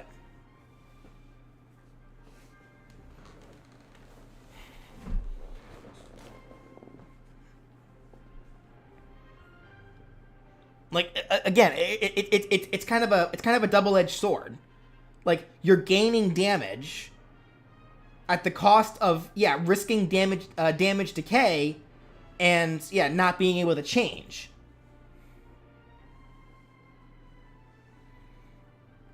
And spamming, and yeah, and then being forced to stay, yeah, does make you more predictable, which actually, now that we're talking about all this, does sound like there actually are more downsides than there are upsides. So I feel like I like the idea and concept. It probably does need some kind of some other kind of perk, though, to go along with it.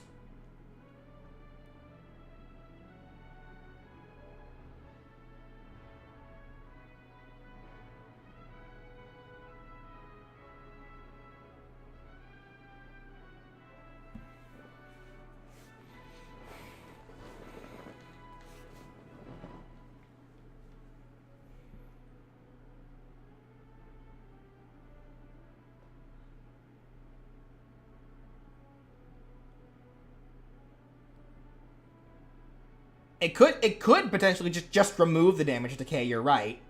Like, you remove damage decay entirely at the cost of, only being able to effectively use 3 attacks if you want to keep that constant stacking damage to go up.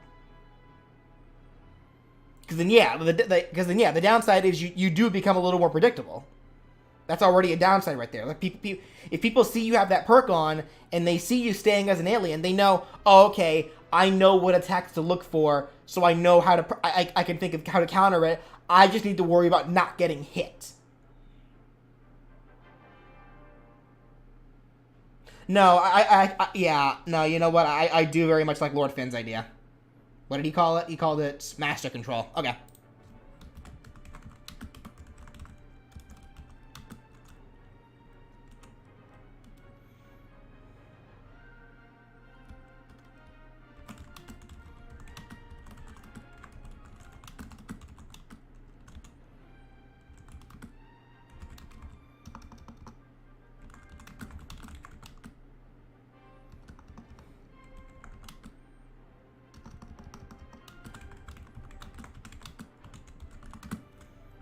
Comes over time,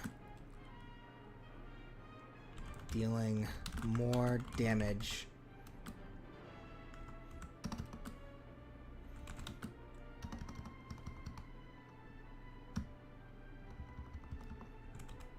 with its attacks, dealing more damage as time passes. Its attacks will also never enter attack decay. Okay. So I guess does that look good to you guys?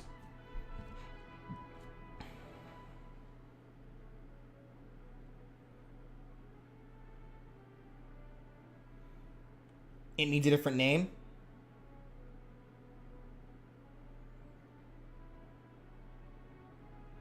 Call it Hero Time. Lifeform Lock.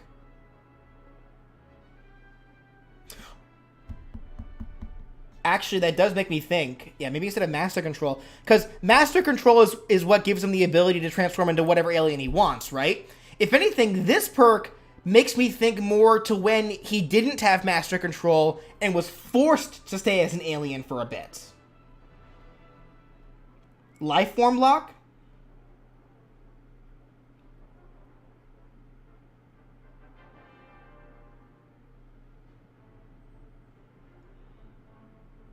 Okay, Lifeform Lock.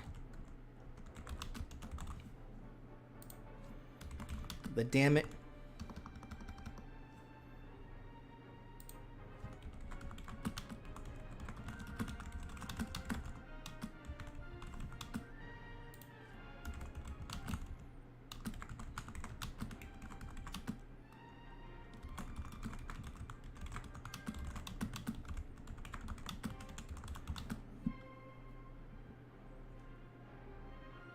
All right. Yeah, I like these. I like these. So I guess that's it. The Ben 10 moveset is done. So overall, like, what do we all think? Because this is overall a moveset that we built together. Like, I obviously can't take full credit for this. This is something that we all did. Idle animation, I'm not gonna bother with that.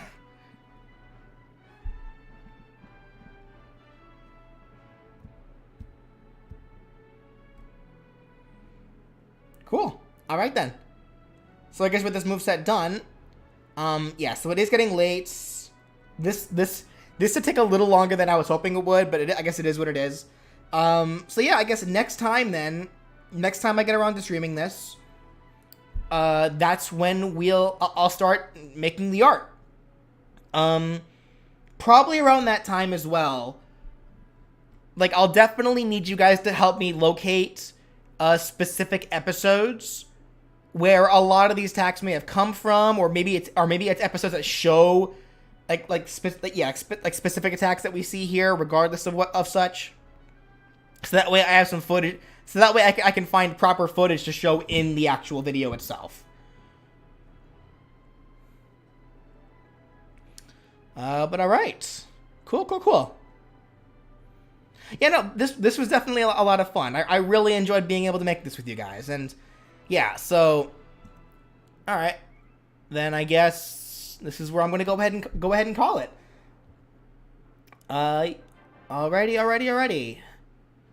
Yeah, so next time we meet up for the Multiversus streams, we will be working on the artwork, the doodles that I'll make to show off each of these attacks for each of Ben's attacks. So, hope you guys had a great time. I certainly did. And yeah, I'm terrible at ending streams, so I'm gonna go ahead and just end it before I ramble on too much. So, take care, everyone. Have a great night. Stay safe. And I'll see y'all later.